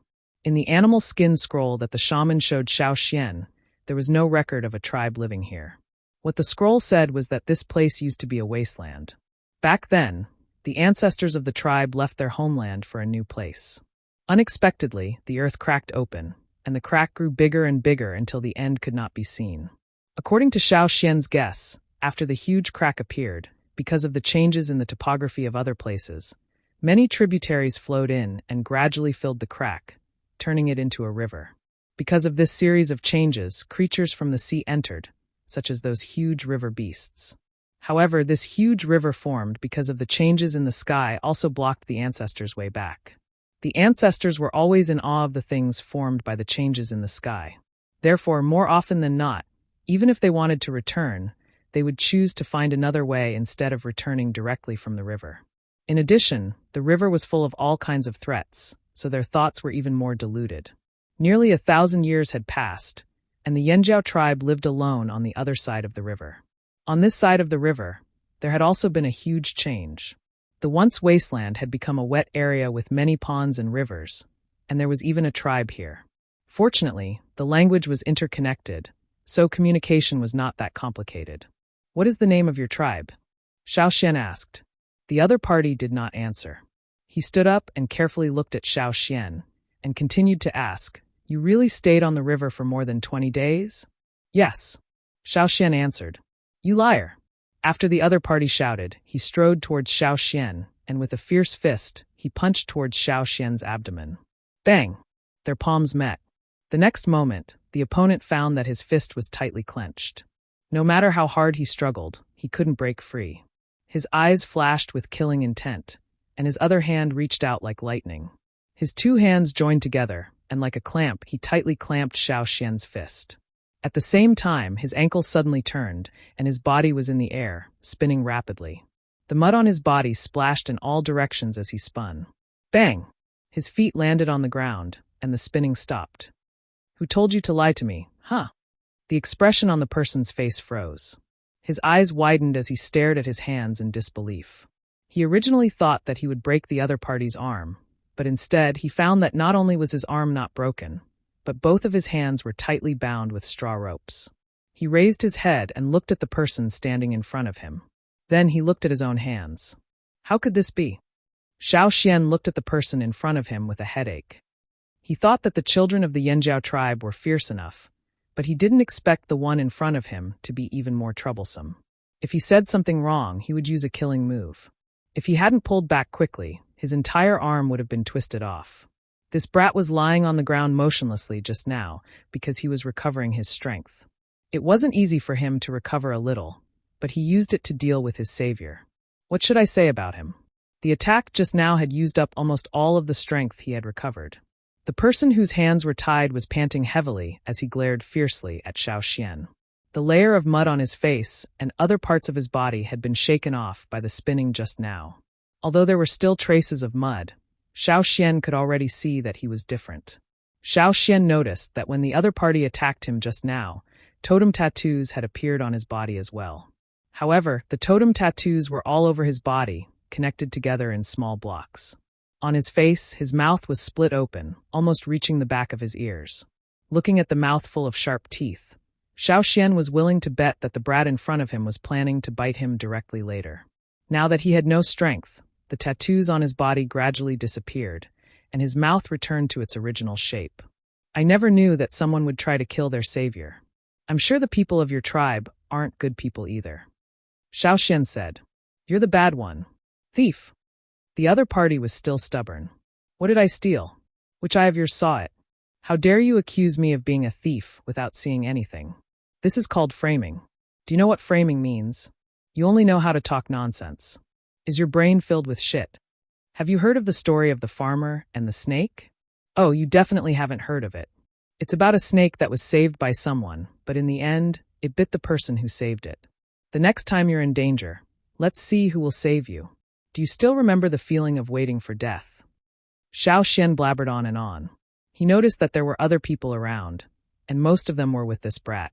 They had just arrived and were observing the situation.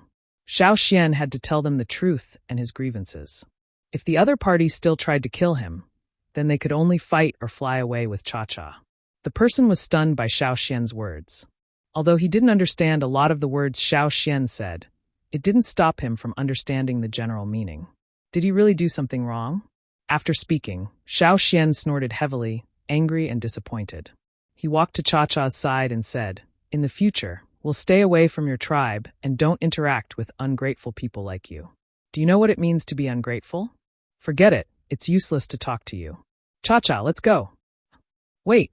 The person waiting in the forest quickly walked out and stopped Xiao Xian, who was about to jump onto the bird's back. The person who walked out was an adult and a child. The adult was a very sturdy man.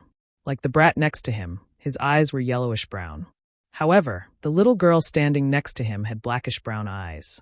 She didn't look as fierce and gave people a feeling of gentleness. Seeing the person who walked out, the person whose hands were tied up said happily, "Father." However, before he could rejoice for long, the person strode over and grabbed the animal skin shirt in front of his chest. He was lifted up and slapped a few times. The slaps were quite heavy. Xiao Xian. This kind of fierceness in educating children was too similar to the Yanjiao tribe. Everything had to be done after a beating. It was just that he didn't know if all tribes had this kind of barbaric style. She was already out of strength and had been beaten up by her father. She sniffled and did not dare to cry. She only looked rather aggrieved. The sturdy man who walked over didn't care about him and threw the person who was beaten up to the side. "Shui Lan, look after him." "Okay." The girl who was following behind quickly replied. After beating up his child, the sturdy man looked at Xiao Xian and restrained the fierceness in his eyes. He tried his best to show a kind smile. However, no matter how he smiled, his eyes still gave people a cold feeling. "I'm really sorry. Little brother, were you the one who saved Chenjia?" "Oh, he is Chenjia, my child. My name is Fu Shi." The sturdy man said to Xiao Xian. "That's right, I saved him." Xiao Xian sighed. "It was my first time leaving the tribe, so I wanted to wander around and see the world. In the end, the first person I met was actually Sai." Xiao Xian told the story of how he met Chenjia, how he saved Chenjia, and how Chenjia, this little rascal, treated him. He didn't lie at all. Xiao Xian only came over when Chenjia's hands were tied up, so he didn't know what happened before. Therefore, Xiao Xian explained everything in detail. Moreover, he fully played the role of a friendly and kind ignorant person who went out to wander around. After listening to Xiao Xian's story, Fu Shi clenched his fists so tightly that they made cracking sounds. He glared at Chenjia fiercely. His eyes seemed to say, "See if I don't teach you a lesson when we get back." Chenjia couldn't help but shrink back. When Fu Shi turned back to look at Xiao Xian, his face revealed a smile and he hurriedly apologized. He didn't forget to explain for his child. He's not usually like this. It's just that recently, some things were lost in the tribe and we couldn't catch the thief, so he became this crazy? Xiao Xian glanced at Chenjia. If it wasn't for his quick hands and ability to deal with it, if it was someone else, how could saving Chenjia's life only to have their arms twisted and broken? Obviously, Fu Shi also knew that his son was in the wrong.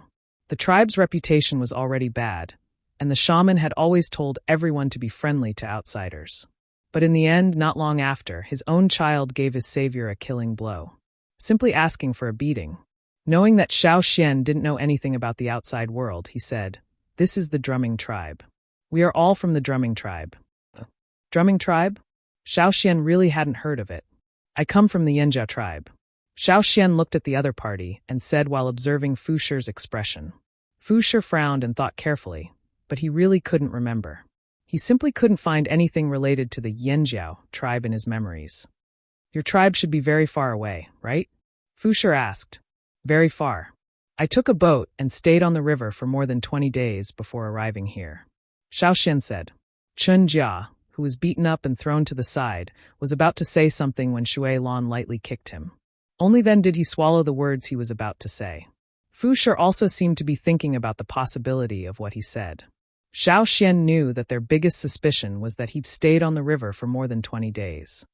It seemed that he would have to explain more about this later. Although he was also suspicious, Fu Shi still warmly invited Xiao Xian to go back to the tribe with them.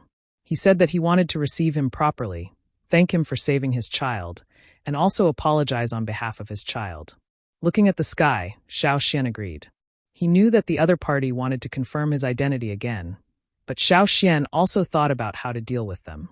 Compared to leaving now, it was better to go back to the drumming tribe with them. He could also learn more about the situation here from them. Xiao Xian and Cha-Cha followed behind them and walked towards the central area of the drumming tribe. On the way, they met other drumming tribesmen. Their clothing and weapons were actually not much different from the Yanjiao tribe. At most, they were just a little more meticulous. Xiao Xian also discovered that there were two types of drumming tribesmen on the way. One type was like Chun Jia and Fu Shi, with yellow-brown eyes that looked very fierce. The other type was like the girl Shui Lan, with black-brown eyes that were gentler. Compared to the former, they gave off a more harmless feeling. After walking through a forest, many buildings appeared in front of Xiao Xian's eyes. Because the ground was very wet, there were many places with pools. Therefore, most of the buildings here were piled up, while the upper floors were built with dry railings. In front of many houses, on the lower steps of the stairs, there were some arm-length crocodiles lying on top of them resting. You're tuning in to the Li Mei's Sword of Destiny YouTube channel. We're so grateful for your support, and don't forget to subscribe to join us on this incredible journey through captivating stories. Your generosity through donations truly makes a world of difference, as it's the primary source of revenue that allows me to expand and enhance this channel for you. Thank you from the bottom of my heart for being a part of this adventure.